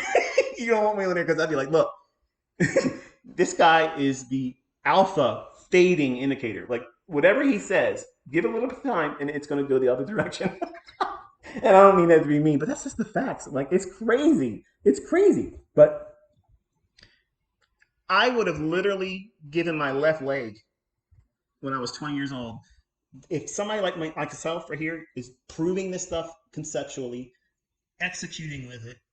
Okay, now here's the challenge for the soy boys in the comment section. And it may sound to you like I got like hundreds of them or even 20 of them. I don't. I have usually one or two. And you think, oh, you spend too much time here. I love them. That's what makes this fun for me. Like I have to have some kind of antagonistic argument. One guy out there took it to an extreme to try to make a brand out of it. Okay, and I think it hurt him. But just the back and forth, the banter, the shop talk, I love that. Like I love that, and it's fun to be able to do it with other people, and they don't take it personal. But for the soy boys in my comment section that I love ribbing, and I know some of them probably still love me, and it's like they know who I'm talking to when I say it, Lucas. But the idea of using multiple screens, okay? Here's your challenge. You might have multiple computers, okay, and screens or whatever, okay? TradingView is welcome to come out and verify that what this was done was only with one account. You can't have multiple accounts on TradingView. You have the account. That's it. As far as I'm aware of, okay, unless it's something that I don't know. But I want all of the folks that hold the opinion that this was done with multiple computers, multiple screens. Here's what your challenge is, okay? You have to frame the trade with all the annotations like I have, every key level, and you have to be able to use the logic that I've taught. And you got to get at the high of the day. And then you got to get out at the low over here. Use that logic. I promise you, no one's going to come forward with doing that. They'll do it in market replay, but they will not do it with live price action. They won't do it in a demo. They won't be able to do it with their live account. They won't be able to do it, period. End of story. It's done. So I have a lot of fun with those types of things. And honestly, you should be thankful that these people do this because it inspires me to do these lectures like this. It doesn't inspire me when I got people constantly telling, I love you, ICT. When I go to other people's chat rooms, oh, I love you, ICT. Oh, man, I'm out of there. As soon as I see that, I'm done. I'm gone. I'm not like that. I don't want that. I like the guys that want to give me a ribbing. Like, bro, like show this and show that. You can't do that. As soon as they give me something I can't do, I do it. It's simple. It's almost like a magic show. Okay. Can you show me a card trick? Sure, I'll show you a card trick. I can show you card tricks all day long. I can live stream card tricks for hours and hours and hours and never run out of them. I like that. I love that engagement. I love that, that playfulness. Like, yeah, but it ain't so and so. And then, okay, boom. And it's just like, oh, shit. They never come back with a response after that, which is my perfect response. They're like, nothing. They can't say nothing. So when I talk about this stuff, some of you try to defend me and mother me or father me by saying you spend too much time. You should be thankful that they do this because that's the dichotomy here. That's the thing that gets my juices going. Like it makes me want to do more of this. That's like you have no idea. That's when I'm driving around. I want somebody to give me road rage. I want them to get out of their car. Please get out of your car. Please get out of your car because I'm looking for that. I'm looking for an outlet. I'm looking for that. Think about what I was telling you about the 2008. I was looking for something. I wanted stimulation. I was already wealthy. I was already aware of, where I was in the world. I'm happy. But now what do I want to do? I need to do something dangerous. And men are just typically, they're the creatures that do it. Women don't generally do that stuff. So in this education platform, I like when people say, I don't believe you, and they want to say something. If they took the time to send me something in the comment section, that means that I have them emotionally hooked. And that means they have committed, they placed the bet. That's what they've done. They've taken the time to type that out. And then I'm going to honor their time by answering their bullshit and answer it in a way where it leaves them speechless. And if they have a hero, or if they're the hero in a sock puppet account that's offended because I'm doing something they are never going to be able to live up to, dude, you don't have to say that you learned from me. But if this helps you become a better trader, and if you want to sell services and signals and stuff, at least you know how to do it for real now. That's all. That's all I'm trying to do. I'm having fun doing something. I don't mean anything mean-spirited to anybody. I don't wish any ill on anybody else. I don't have that mentality. Like, I don't have that. But I do like to have fun, and I can take a good ribbing. When people have something that's said about me funny, they make skits about me, whatever. I laugh my ass off about some of that stuff. It's funny stuff. I'm not hurt. I'm not ashamed of hiding my face. I'm out here live streaming. And do you see anything slowing down? No. No. Because I'm comfortable in my skin. I'm comfortable with who I am and what I'm able to do. And as a mentor, you want to have that mentality because you're going to have students that are going to challenge you. If you don't do this, then you're a fraud. If you don't do this, I don't believe you. You didn't do this because you didn't do it this way. You're always going to have these new challenges. And you get to pick and choose what you want to answer. You have to have the comfort knowing that people are going to come at you. Like, I'm the hottest thing right now in trading. Just go out there and look at it. It's just like that. It doesn't mean that I'm right for everybody. It doesn't mean I'm the perfect mentor. But I have to have fun doing this or I'm not going to do it. And this is my way of being fun. Like, I have fun with it. And I don't get my feelings hurt when people doubt me. Or if they say something that may be viewed that other people that are supporting me, they want to go to war about that. I don't think like that. I think it's fun. Like, it's fun. When other YouTubers and live streamers, they talk smack about me, they say something funny, I laugh about that. Unless it's something personal about my family or something like that, you know, I have a sense of humor. And some of you out there feel like you have to be my bodyguard. You don't have to be my bodyguard. Like, I'm not insecure. Most of you have insecurities that are really unhealthy for a student. And that's what gives what we have here as a community a very strong cult-like persona. And to kind of like take away the sting of that persona, I just grabbed it and said, okay, yeah, we're the cult of winning. Because nobody else's community is going to be like we are. We're dialed in on precision. We're looking for consistency. We have levels of precision that it's alien to anyone else. It's literally ridiculous to be able to say, oh, this is ICT trades like this guy or that guy, or ICT trades like me. There ain't nobody that trades like me. I'd like for you to show me who they are if they exist. But here's the 9 o'clock run up. All this spending time above that daily fair value gap, above all this buy side here, and then they ripped it lower. And this is that lower wick that I highlighted on my daily chart. Let's go back out to. Actually, I want to take a look at this. I didn't see ES. I haven't looked at it. I want to see ES real quick. Yeah, it made a higher high there. Look at this. This is ugly, isn't it? This is when I talk about certain things, and I'll use adjectives that may seem a little weird. This delivery in ES, because I get a lot of questions. Why are you in NASDAQ and not ES? Because NASDAQ is a little bit more wild, and because it's more wild, it has a lot more likelihood that inefficiencies will be formed in it that won't be sometimes as clear in the E-mini S&P. So look at the difference between how this price action is here. This is like fuzzy, okay? It's like back and forth. Yeah, there's inefficiencies in here. You can see them, okay? But NASDAQ is a whole lot cleaner.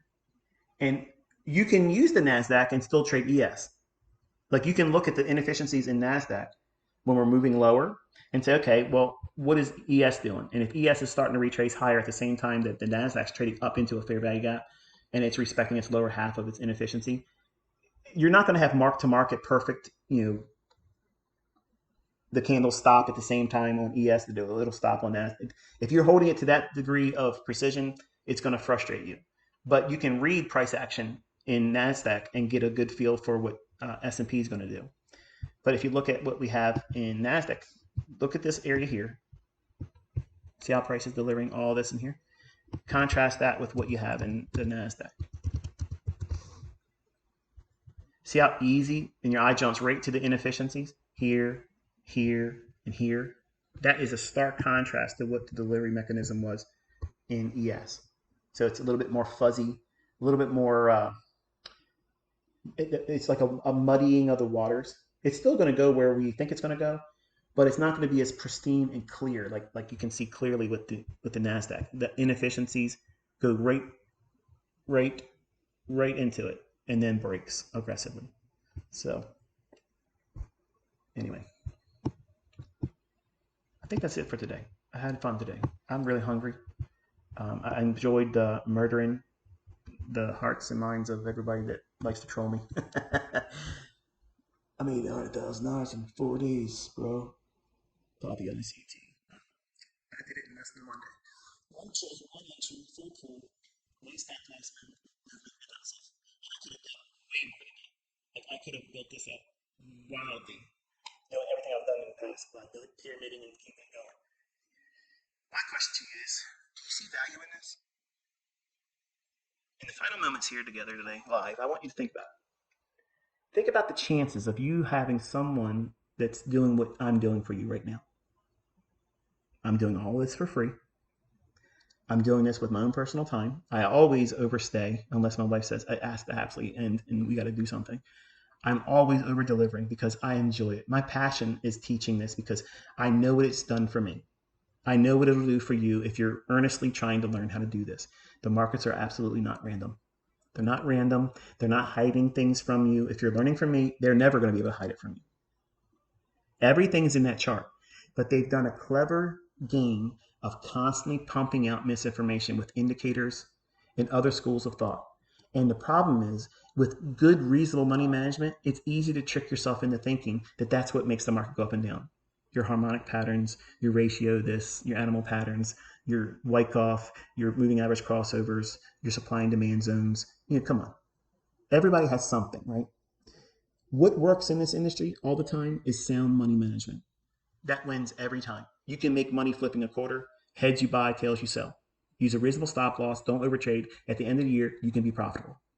Does that mean that you should sell your course on how to flip the quarter the right way? No. But that's the gimmick, and that's the fraud that's in this industry, because they know that you're chomping at the bit to learn how to make money. And you all think that this is easy, fast money. The only way that occurs is if you're selling an education. I can make millions instantly overnight. All I got to do is put a price tag on this. And you should feel comforted that that's not going to happen. There's no hook here. There's no upsell. There's no nothing. I'm delivering more than anybody ever has and ever will. I'm not going to teach everything that makes me who I am, but what I'm teaching, it's going to take years for people to catch up to that. Everything I've at this moment taught and made public, it's going to take years for people to get good and proficient with it.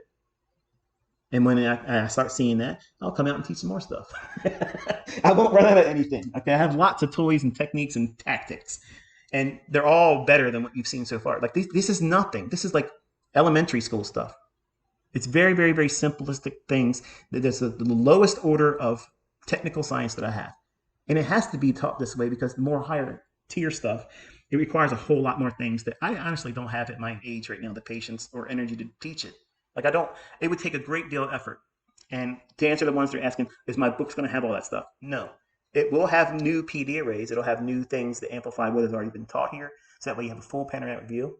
But you don't need to buy my books, okay? And I know the people that are partnering with me, they don't like me saying that. And I don't care because I'm not trying to sell books for money. I'm only writing the book to have an ISBN number and a copyright that says, this was my work. This was my work in print for the first time. Other people will be able to talk about how these things existed, and the ones that have class and character, they have given me credit in their books, which is fine. Even though they taught it wrong, it's fine. But it's helped stimulate this whole frenzy around me and my concepts.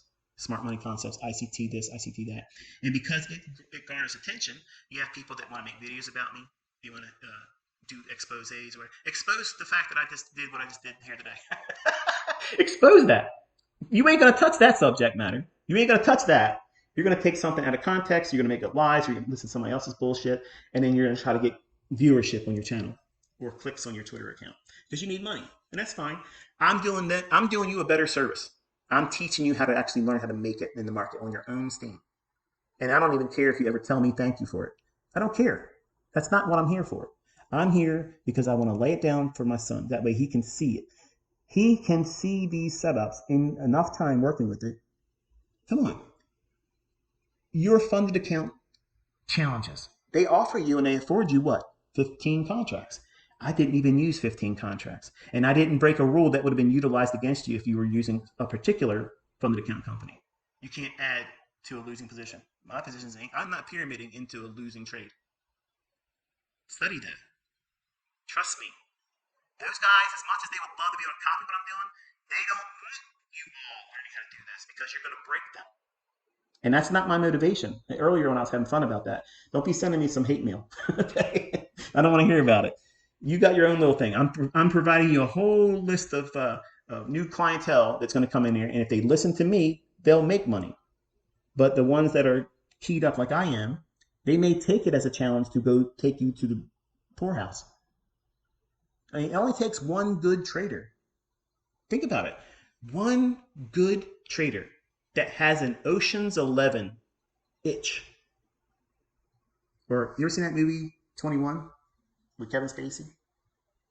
And he taught everybody how to count cards. And they went to the casino and they were beating them. It only takes one person to be able to be really, really good at this. And they get their little Ocean's 11 or they get their little click up. And they said, we're going to take down these funded account companies. So you need to stop screwing your clientele.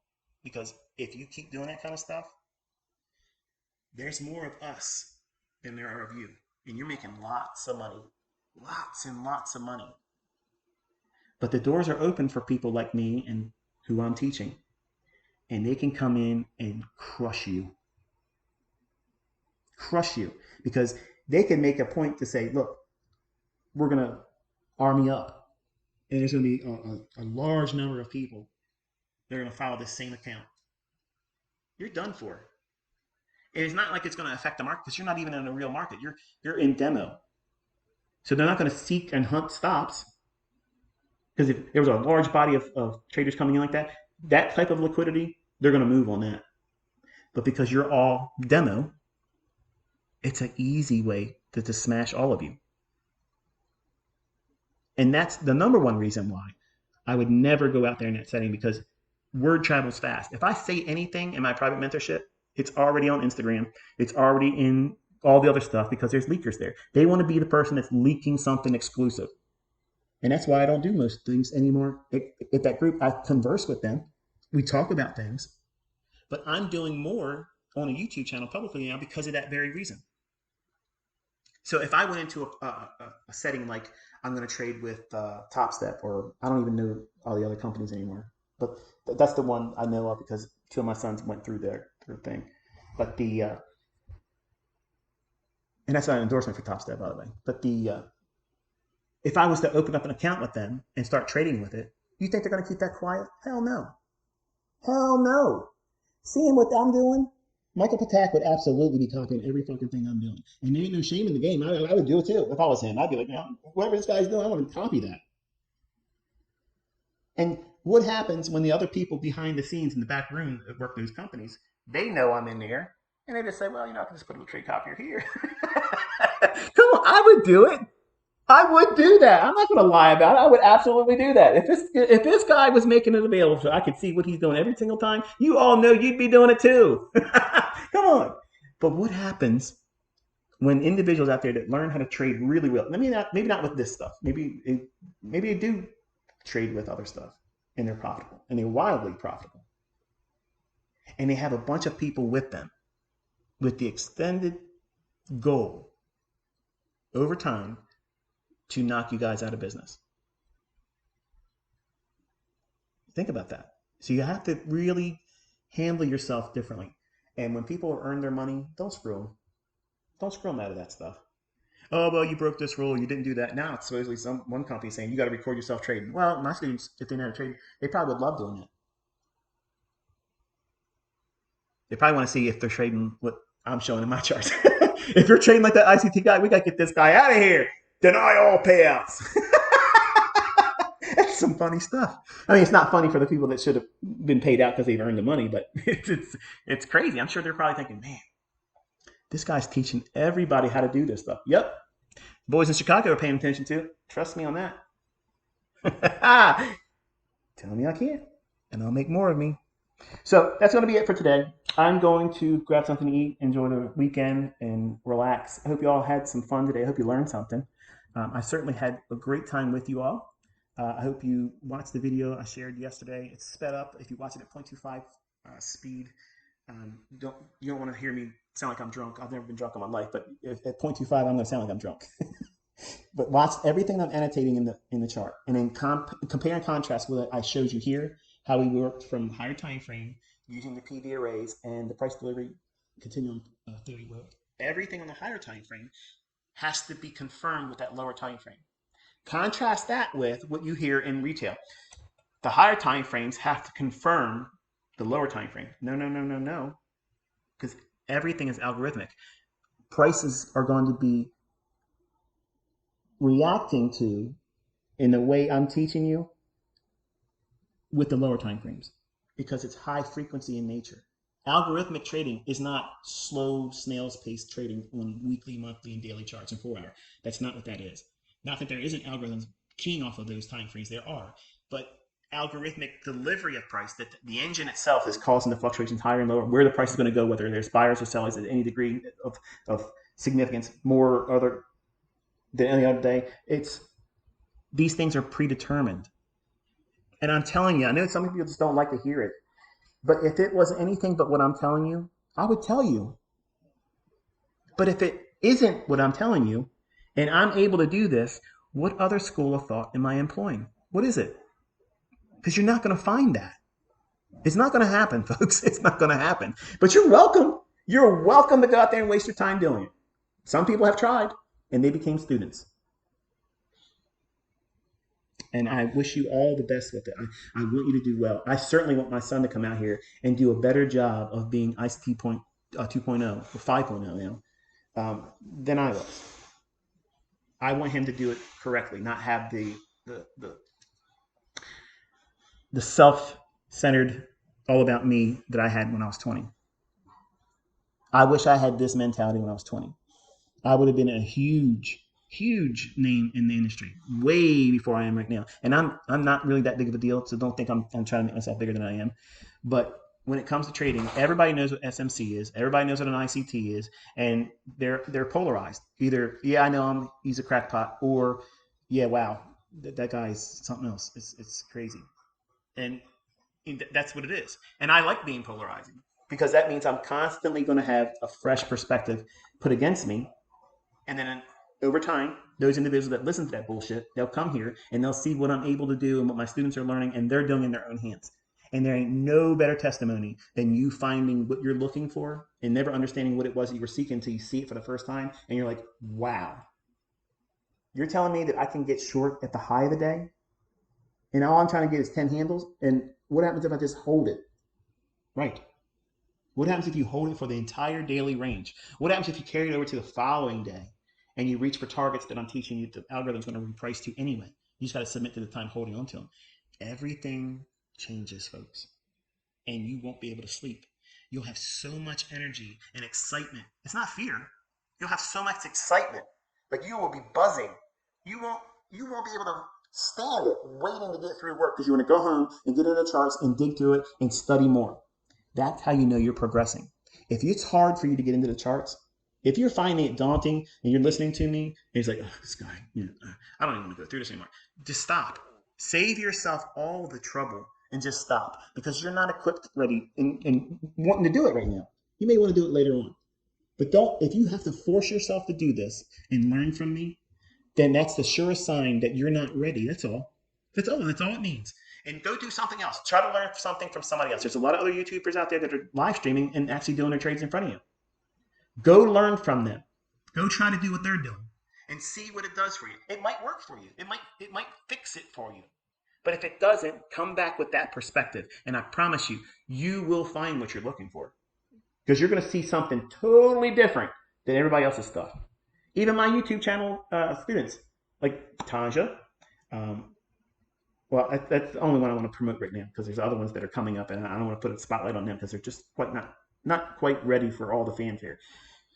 Because I put my finger on Tanya's live stream. She has a lot of trolls in there now, and I know they're trolling me because they know I'm watching, and it's fine. They're broke. But the point is I'm not trying to create a drama fest for any of my students, and they're welcome to create that on their own. But even they that are profitable, they're not trading like I trade. You didn't see any one of my students do what I just did yesterday into today. And for the folks that are telling me you took the same trade, show me. Telling me in words. I know what you think. You think by saying, yeah, I took the same trade. And same entry and exit ICT. I want to see that. I want to see that. I had 4 people tell me that in the comment section. And they're not subscribed. They're just somebody that just watched the video and they just left a comment. I'm telling you that you're lying. And you're lying and you're doing the same thing that people do, as I mentioned here in other lectures, where if you do something in a demo account and it's not even linked to anything and it pans out and you want to show everybody your MT4, your MT5, or your demo account results on TradingView or whatever it is that you're trading with, you want that response from the social media to make you feel good because what you just did should have already been enough. Like if you know what you're doing and the trade goes just like you want it to do, whether you're tape reading it with no demo account or a demo, or you're trading with real money or a prop firm, the fact that you're following your rules and it's delivering as you expect, that should get you ecstatic that you're progressing, that you're going through the motions, that you're properly learning. You're not going through this rut. You're not stagnant. And the purest sign that you're not equipped and you're not following the rules of going through the process of learning here or anywhere else is if you go on social media and you toss your hat out there and say, give me a tip, give me some money, give me some attention, some engagement, dopamine hit. Let me feel good for a moment because you can't find the comfort in the progress that you're making studying in the privacy of your own home, your own office, wherever it is you're doing it. Nobody needed to tell me I was doing it right when it started happening. Nobody needed to tell me, attaboy. I loved the fact that I had all the ammunition to go against my family and friends that were talking about me when I was coming up and saying you're wasting your time. They all finished working their life and retired, or some of them are still working in retirement because they don't know how to make money. They weren't successful. But these are the same people that said, you ain't going to be able to do anything with that. And now my name's everywhere.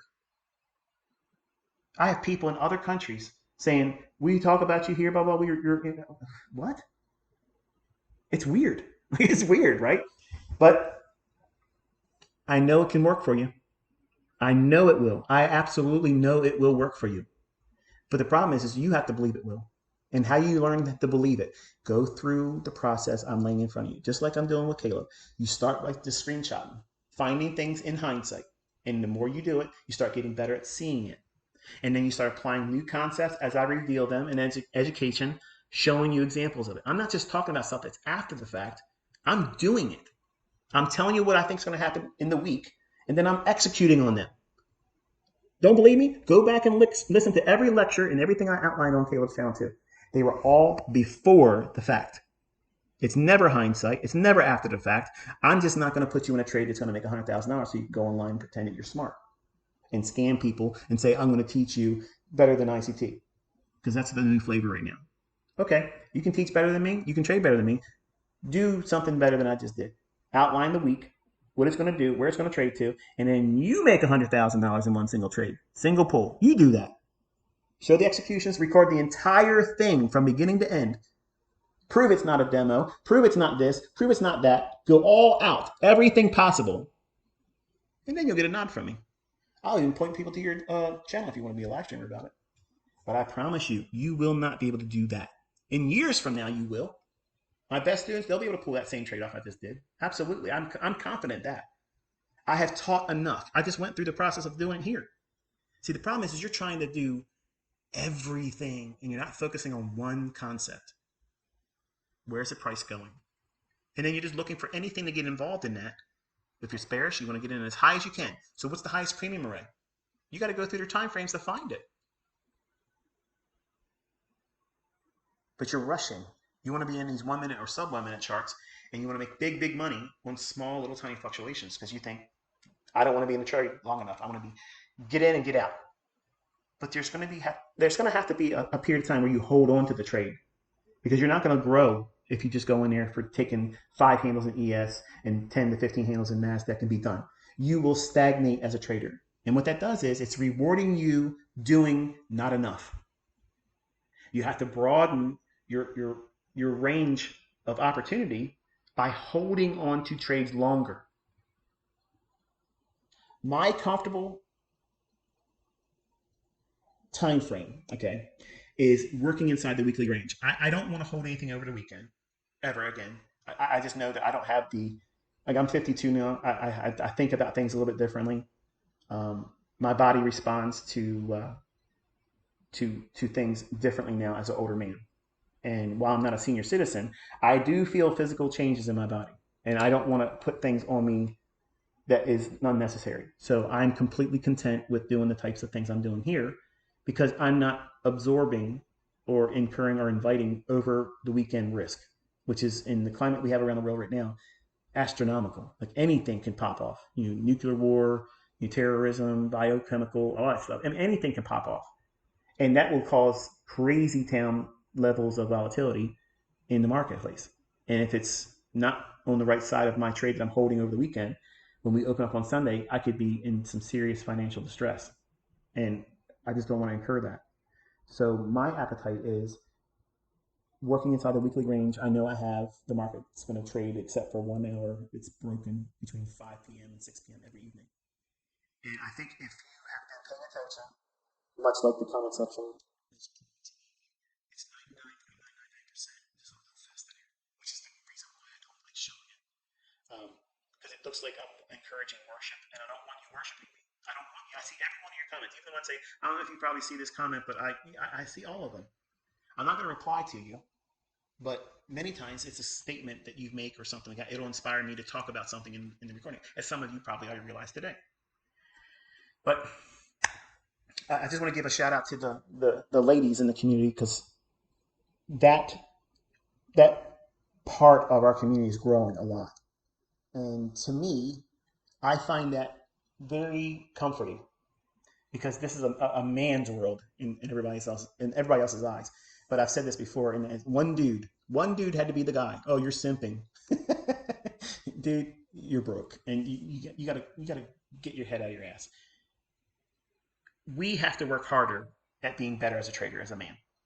Women don't have to do the things to compensate for size, performance. We're all like that as men. That's how we think. That's the economy between men. Who's stronger, who's bigger, who's longer, who's harder, who stays up longest, all that stuff. And who has more money? Who has the prettier wife? Who has the best chin line? Who has the prettier teeth? All these compare and contrast and competition. And in trading, women don't have that. Like,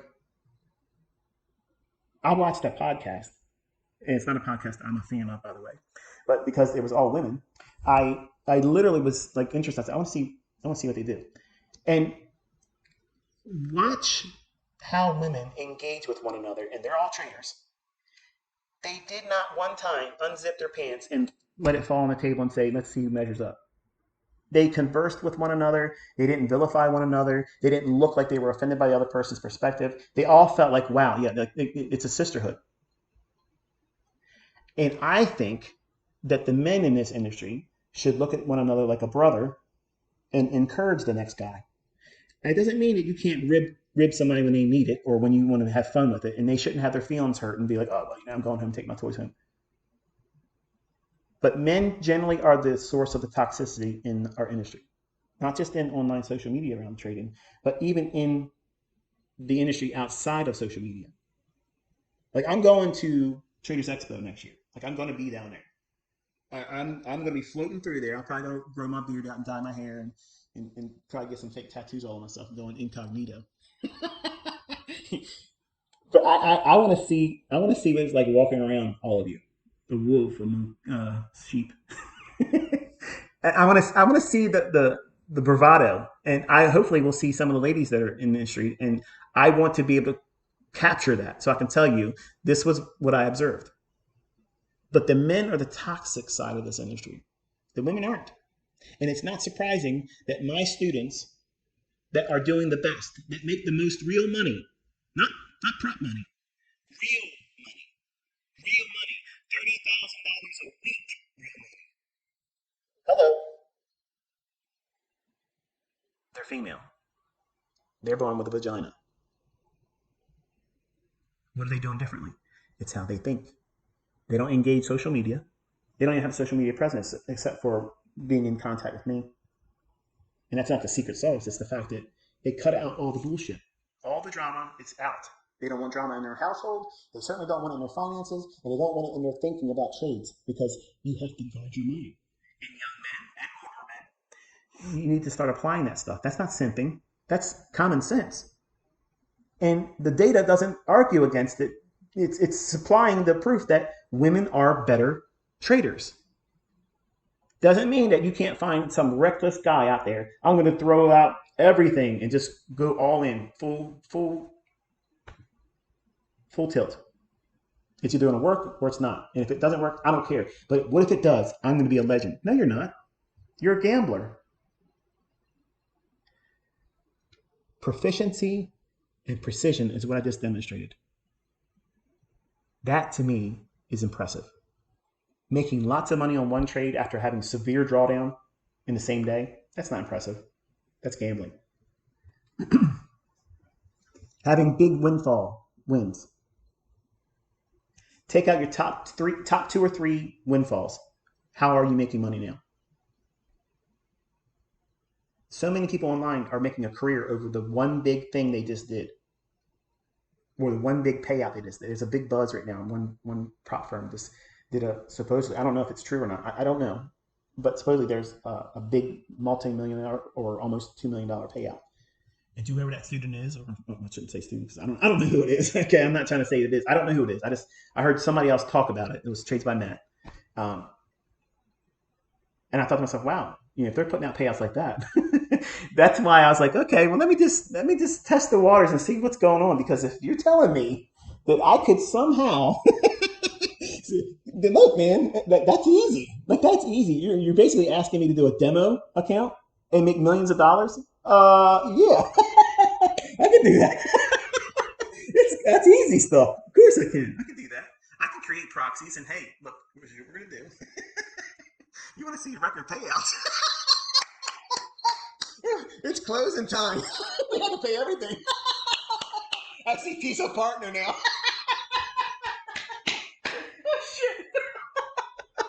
Oh, anyway, it's boring now. We got to get off here. I'm talking about things that aren't even that funny anymore. So it's funny to me, though. Wish you a very good weekend. Be safe. Study. Go back through that recording yesterday, or today, from yesterday's trade into today.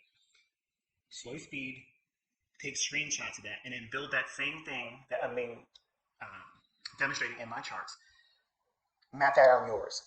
And then log anything else you see in your own observations, okay? And then I think next week, I owe you a London session, so we'll probably do one Tuesday. Let's just schedule it now. Tuesday morning, which will be my local time, 1:45 a.m. Okay, so it's technically Tuesday's trading. For some of you in other parts of the world may look at things differently, but my time, 1:45 a.m. Tuesday. Okay, we'll meet on live stream on YouTube on this channel, and we'll talk about things over the London session. Okay, so Monday will be a regular, I guess what 9:30 or so, a couple minutes break for 9:30. I'll try to keep it to like 10:30 because I want to make sure I can get everything else I'm doing in my personal life, and then have time to get everything set up for later that night for me. But it'll be 1:45 a.m. Eastern time next Tuesday, and we'll do a live stream until whenever I get tired of being on. Okay, so until I talk to you then, Lord willing, be safe.